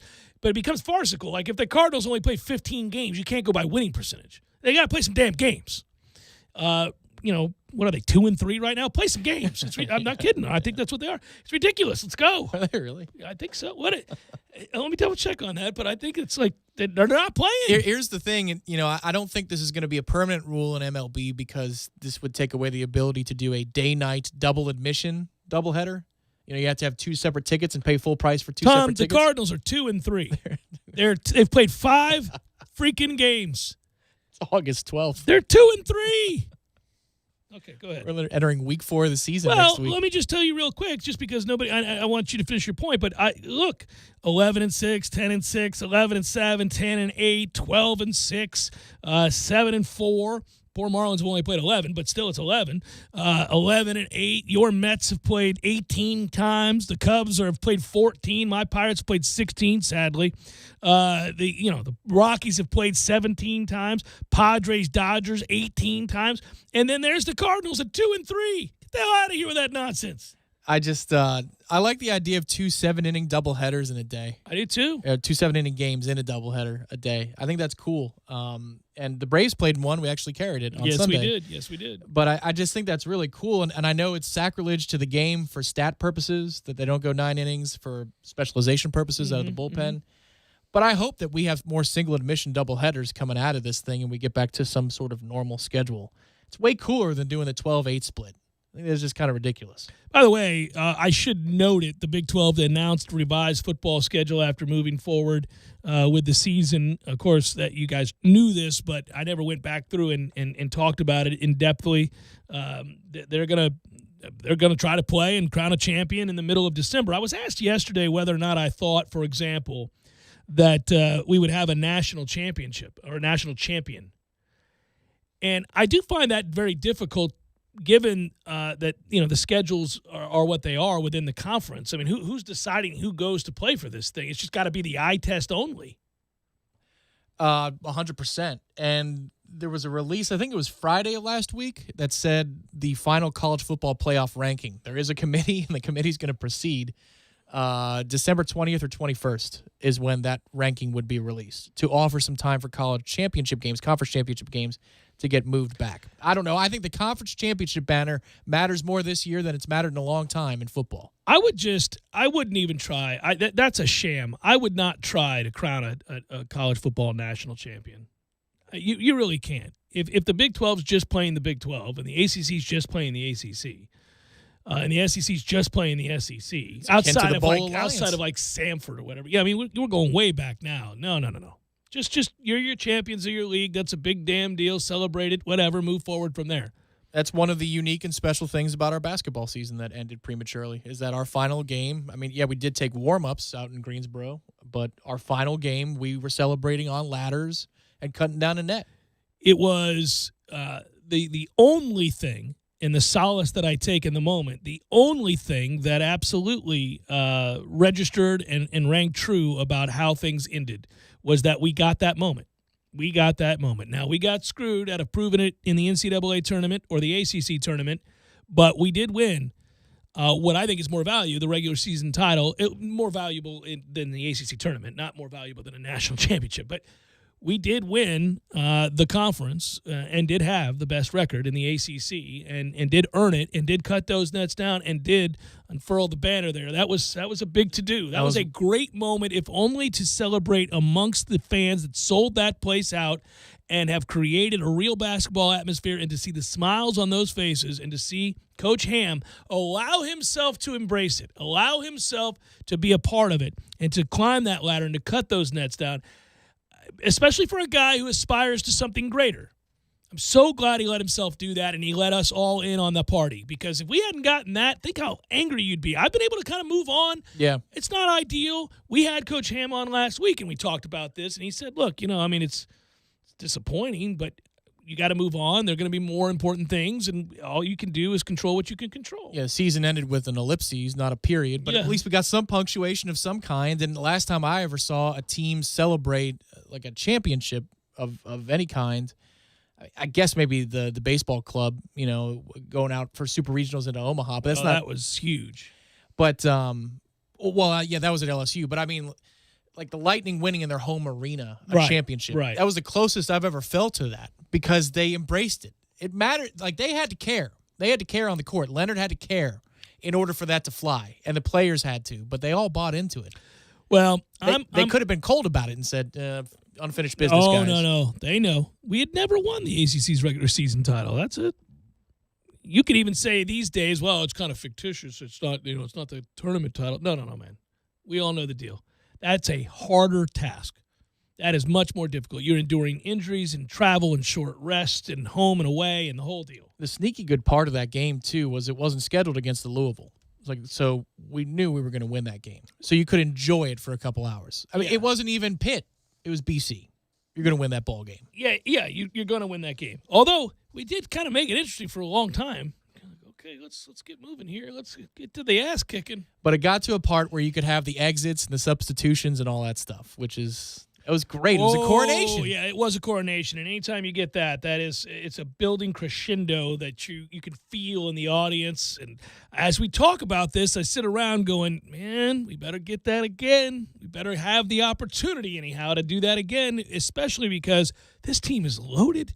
That group they're bringing in, how desperately do you want to see that? I know that everything begins and ends around here with football, but he has certainly ratcheted up the exposure and the success rate to a place now where this football town loves its basketball.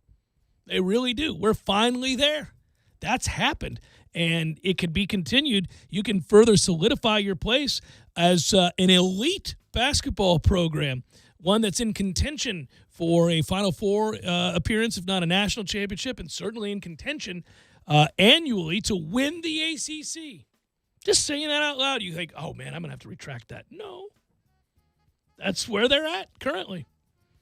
It's Jeff Cameron Show, 97.9 ESPN Radio.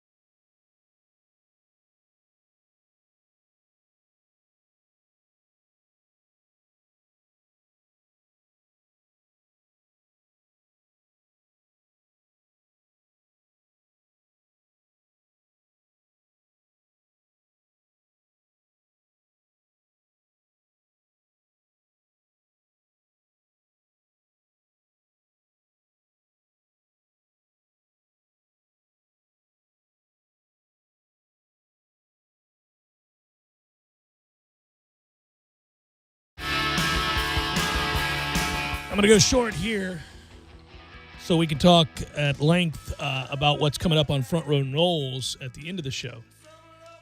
Good stuff. Dr. Beich, Leslie Beich, going to join the boys on Front Row Knowles. And the doctor is chair of behavioral science and social medicine, FSU's representative in the ACC for COVID-19 medical. Campus reintegration is a topic, I know, and on-campus testing and turnaround and all that. So we'll have some audio next segment as well that I want to incorporate. So that's another reason to break a little bit early here. Real quick, since nobody's all that interested the week after a major, yay or nay that Brooks is going to play well. He's not the favorite. Webb Simpson is. He's won here. He loves this course. He named one of his kids after this course because he's won so much money. Oh, my. Yeah, the Wyndham. His kid's name is Wendy, and he named her. Oh, after. really? Yeah. He's won a lot of money in Greensboro, North Carolina there. Rory likes this course, too, if he plays it, right? I think so, but I don't think he's playing this Okay. week. Here's who is Brooks Koepka, which kind of surprised me after his disappointing finish, and I would have thought he would take some time, but maybe he's still working on things. This is the last event before the playoff. I think he needs to improve his standing if he wants to play out the month and get a chance at some serious money. Well, he's had a number of it's The playoff yields a lot of money. no doubt. By the way, you would not guess it, but if you look at Sedgefield Country Club and Greensboro, North Carolina, I think we drove past it, by the way, at one point. Rory likes Quail. Quail is Quail absolutely- Hollow yeah, is his yeah. course. Yep. So if you go look at this field, I don't know that you would have guessed that you're going to get one as rich as this. It's Brooks Koepka and Patrick Reed, Tommy Fleetwood, Harris English, Justin Rose. They've got a lot of the main guys. I mean, Webb Simpson, as I mentioned, Paul Casey's playing again this week. I think he misses the cut. He's heartbroken still. You think so? Sung JM, of course, is playing because he does not Every week. play every freaking week. Jordan Spieth's playing. Sergio Garcia's playing. Shane Lowry's playing. So Joaquin Neiman's playing. It's a good field. Doesn't suck. When you have TV2 and you also have a device you can put on your coffee table, I think golf will make the rotation. Oh, it does every week for me. It does every week for me. If you want an outsider's chance here to win, maybe you're in a pool. I'll give you one real quick. Brendan Todd. He's been consistent. I'm taking him this week, Tom. My guy. It's your first pick? Speak it into being. Yeah. I didn't have the first pick in my pool, so I couldn't.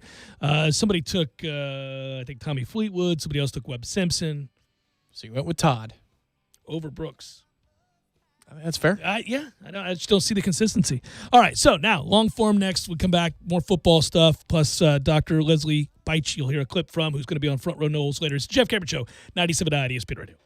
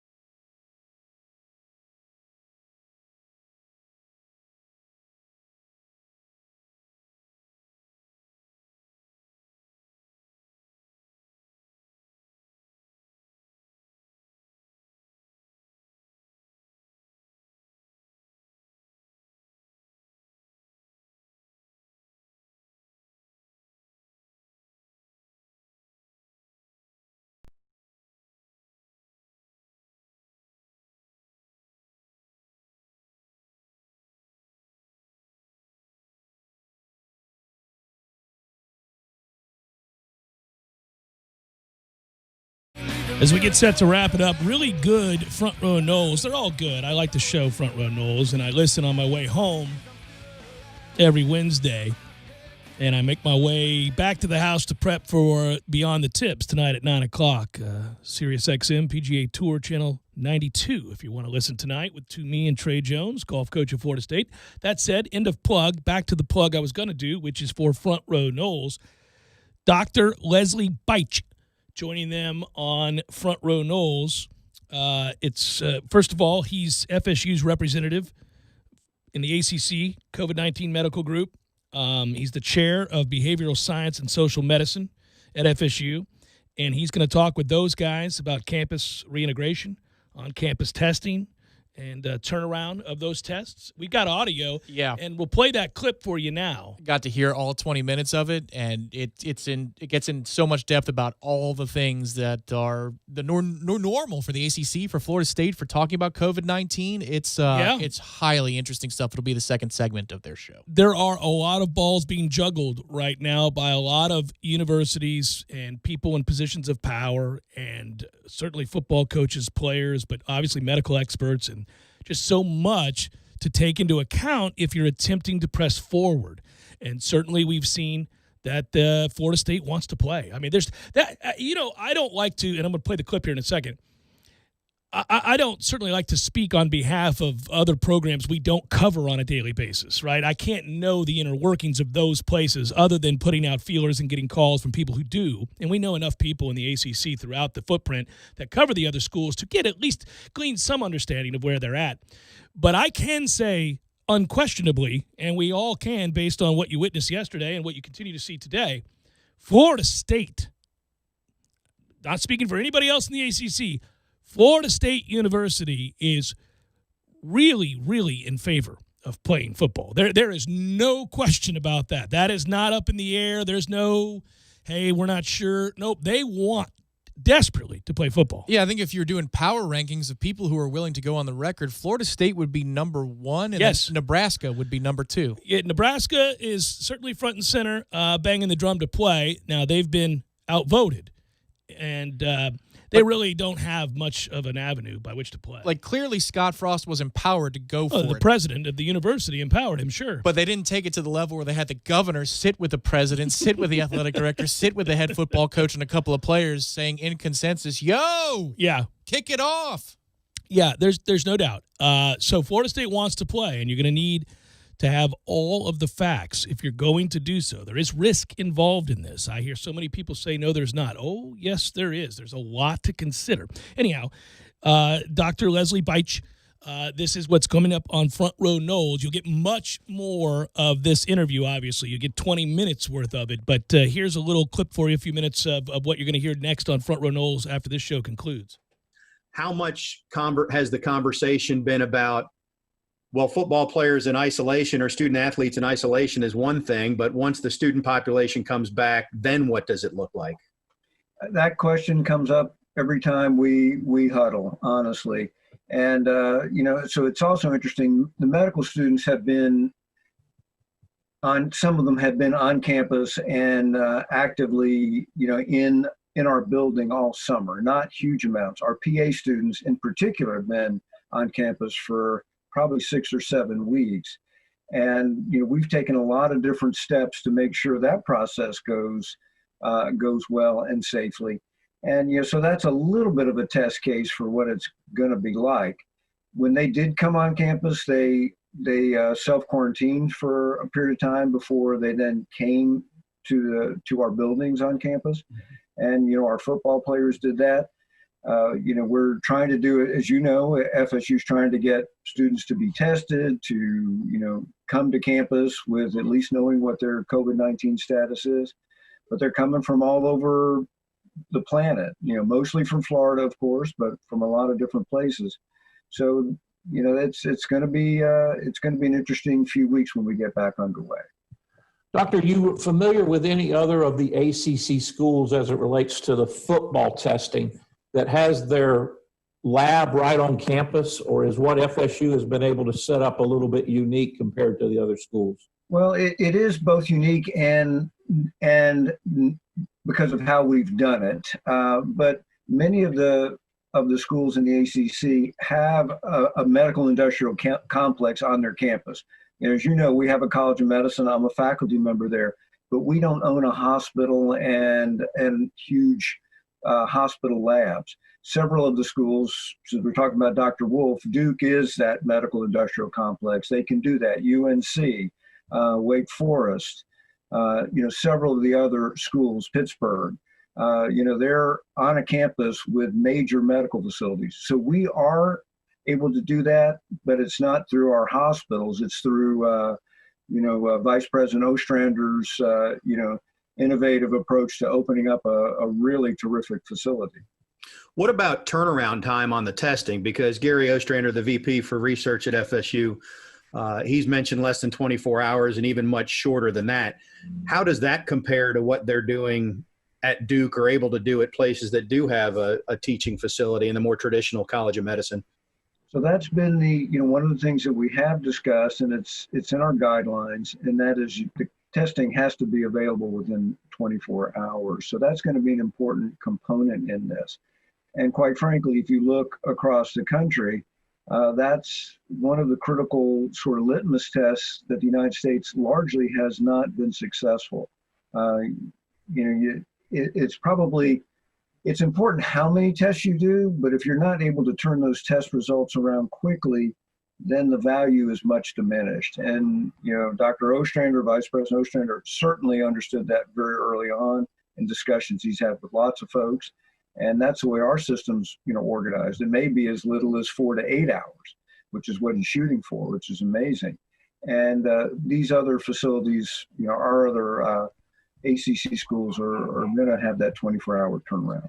Dr. Leslie Beich, Chair of Behavioral Science, Social Medicine for FSU, and will be joining the fellas, on Front Row Knowles, which is the show that comes up right after this one ends. So you'll want to stay tuned.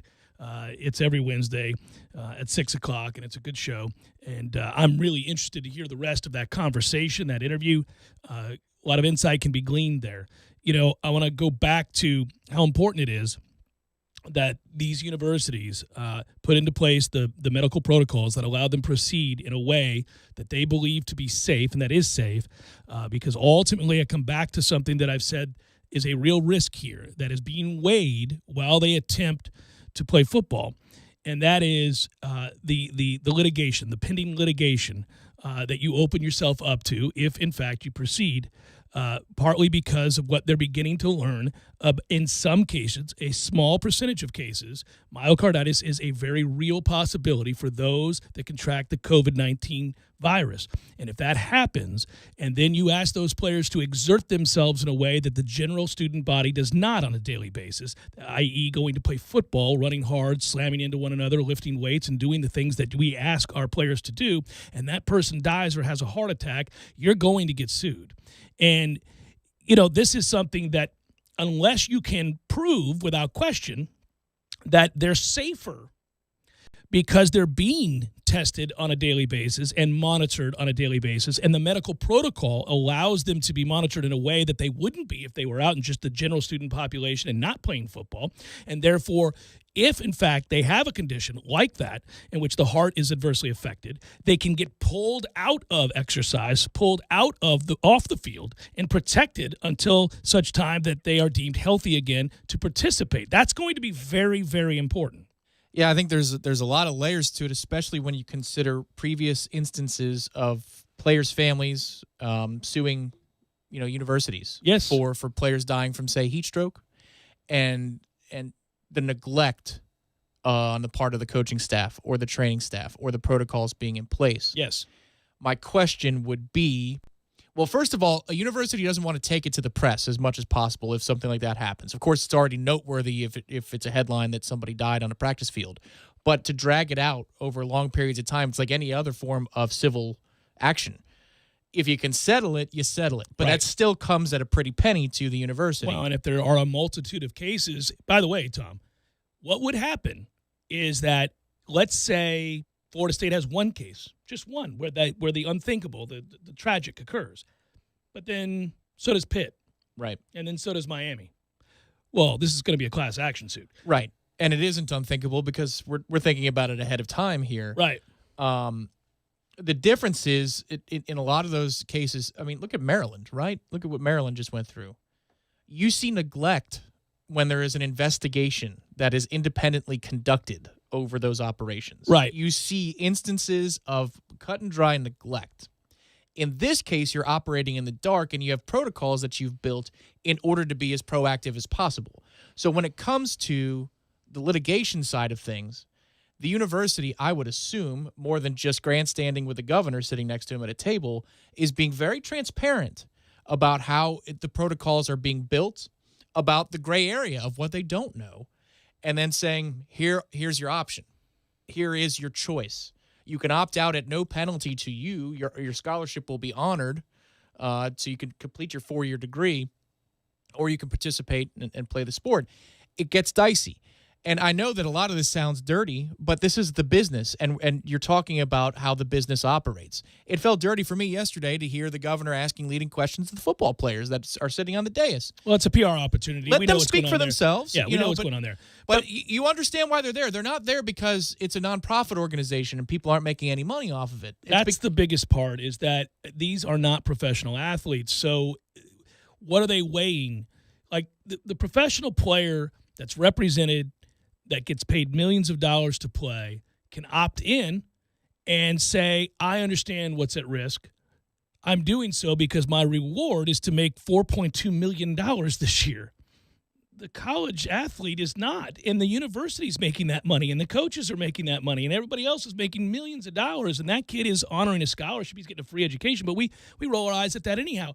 So it's you're weighing there on the scale, and it's really one-sided. Now, I'm not saying they don't want to play. I think they do want to play, and I think there are many reasons to play. I hope that we collect more and more reasons to play in regards to safety. I would push back September the 12th. There's no reason to start September the 12th. If you need more data to protect yourself and to protect these student athletes, then give yourself the time to collect it. The SEC's not starting until after September 20th. Yeah. We know internally, and I've talked to people and read a lot of articles about this, they can start as late as mid-October and still do this and be a little shortened season, maybe 8 games. They can still do that. And so if you need more time to learn, it might be the best option, might be the prudent thing to do. I hear you. I think for the same reasons, I'd keep it right now at September the 12th, and here's why. You don't need to push it back right now.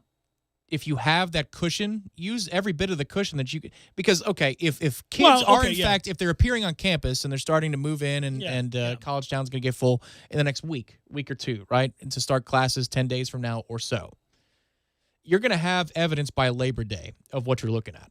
You're going to have – it's going to be right in your face. That's fine, yeah. And you have days in front of you to still push back for days later. You can't get the calendars. You can't get those days back if you say let's push it now. You can't get those back. Okay. And you're still running up against a December whatever deadline. I want to go back to something we talked about in the first hour of the program, but for those that missed it, Tom Mars is a college sports attorney. He's fairly prominent.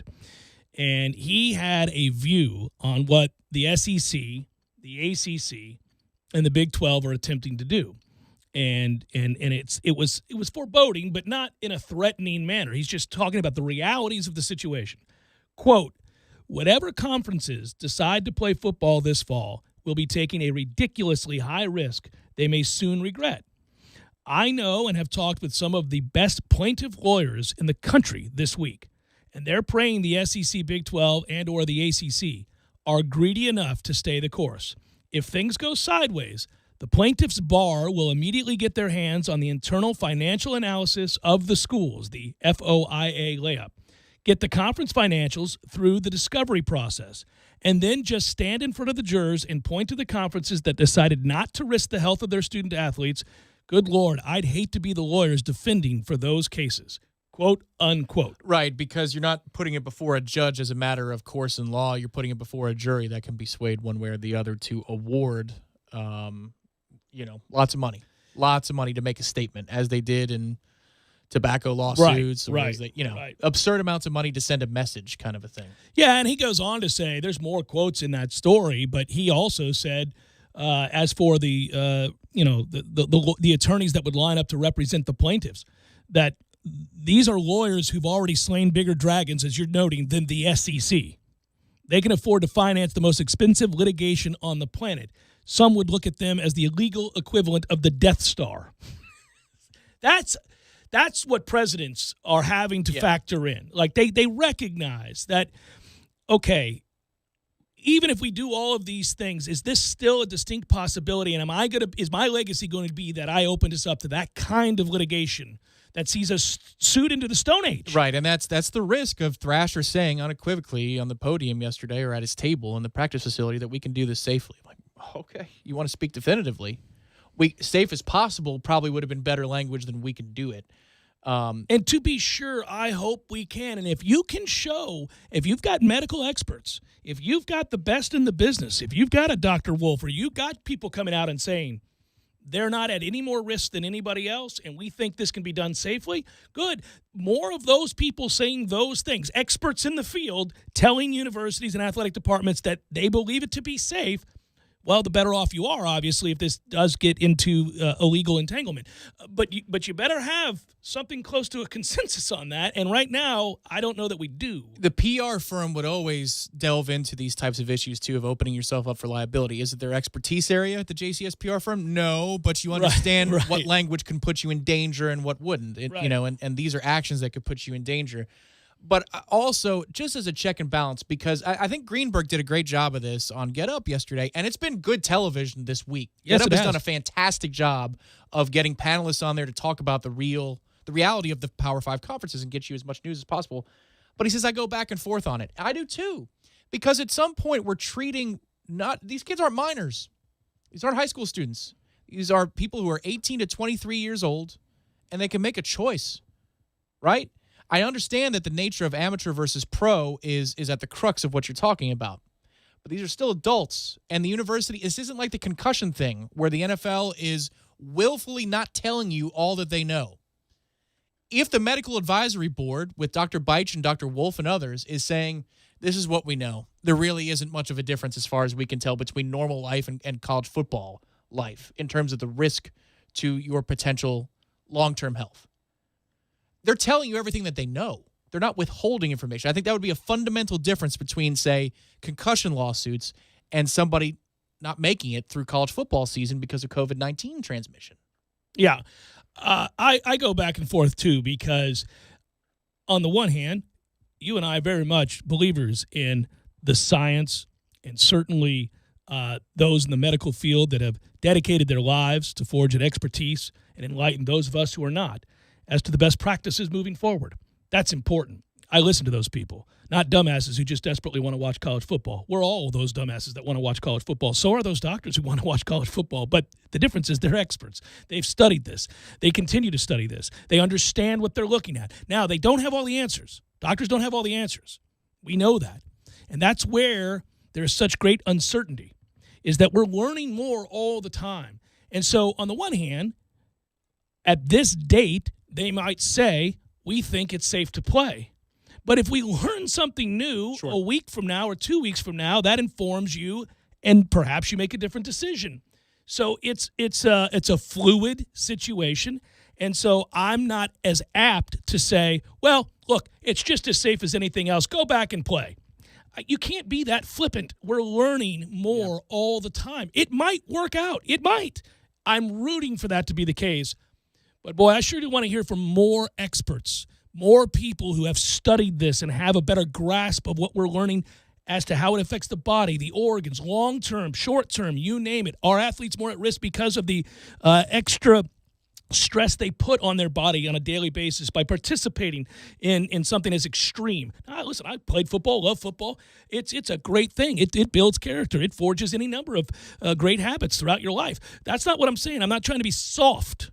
I'm saying we don't know right now the long-term effects of participating. And so, well, as we said at the beginning of the discussion of sports before even the PGA Tour came back, testing is a way out if you can get it back reliably and in a short amount of time. Now, I don't know if this 48 hours is... Well, that's a remarkable that discussion, the 4 hours, 6 hours. I mean, really? If okay. that's not a public relations release and that's actually true, that you can reasonably expect 4 to 8 hours if you don't have an overwhelming caseload, or test load that you need to take a look at, then that's a huge development. That puts us at the cutting edge of all of sport, right? I would think. I mean, even the tests that are conducted in different continents, I don't know that you can rely on it in mass to give you good results in 4 to 8 hours.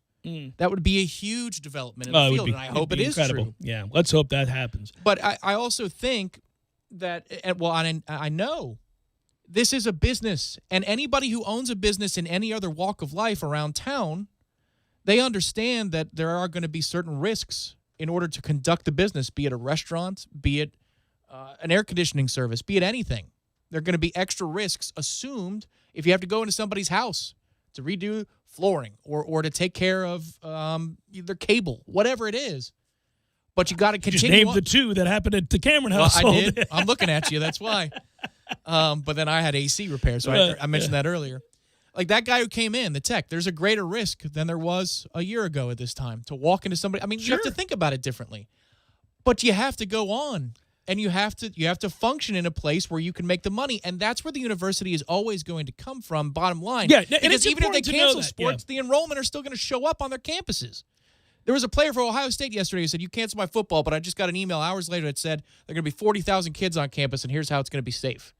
The hell is that? Correct, and we've had that discussion too. If you tell me that you think it's safe for us to clutter the classrooms and campuses all around the country and welcome them back with open arms in order to get that paycheck, if you will, if you're the university, obviously, you can't then say that with access to all of the medical protocol that they Power 5 programs in particular have, specific to Power 5. Yeah, specific to Power 5, you can't then say that that's more unsafe, right? We're finding out that that's probably not true.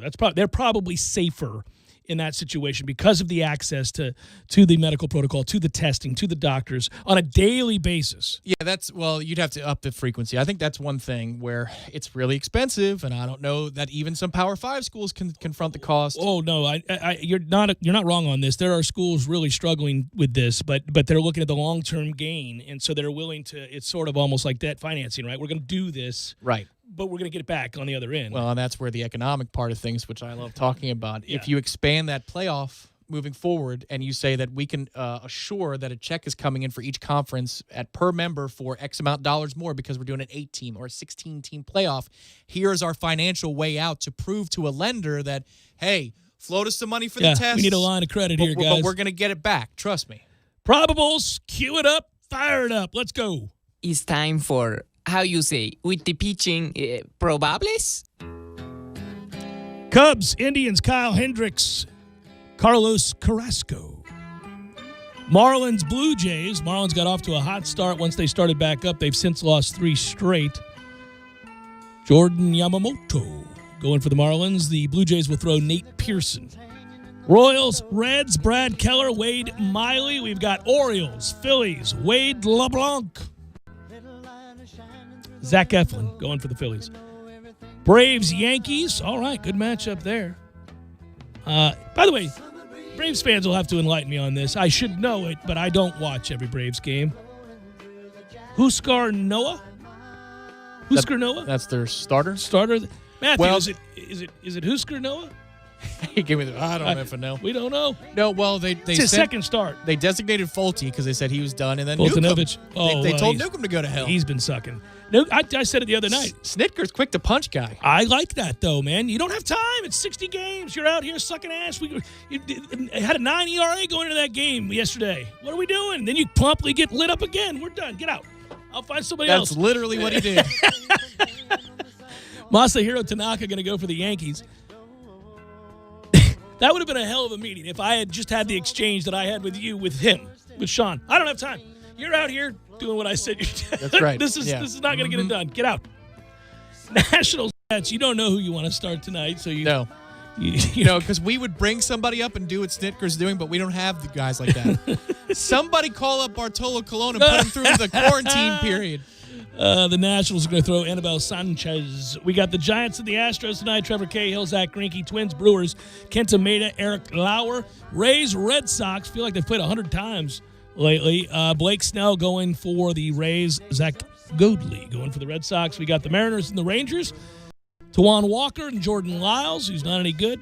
Padres, Dodgers, Zach Davies and Tony Gonsolin. And thankfully, the Pirates are not playing baseball tonight because the Cardinals still have COVID.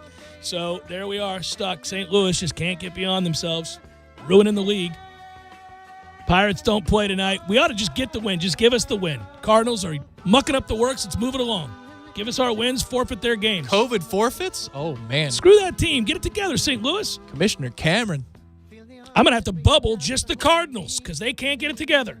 Pirates are 3-13. You saw that Major League Baseball is like, that bubble idea is pretty good. Let's try it for the playoffs. Yeah. A-holes. Yeah. Well, there are some difficulties in bubbling college football players, but I would openly engage in the sham and do it. Did you see James Franklin was saying it yesterday Do before it. the Big Ten? He's like, Do it. we got 3 indoor arenas here. We got a lot of creative people in the Big Ten. Oh, you immediately, by the way, dispel of the illusion that these athletes are not employees when you do it. Yeah. But that's okay. Get on with it. I'm under no such illusion. I got it. Nor I. Yeah. That's it. Good work. Good work, Matthew, as well. Be well, everybody. Hey, Front Row Knowles up next. A really good one. Stay tuned.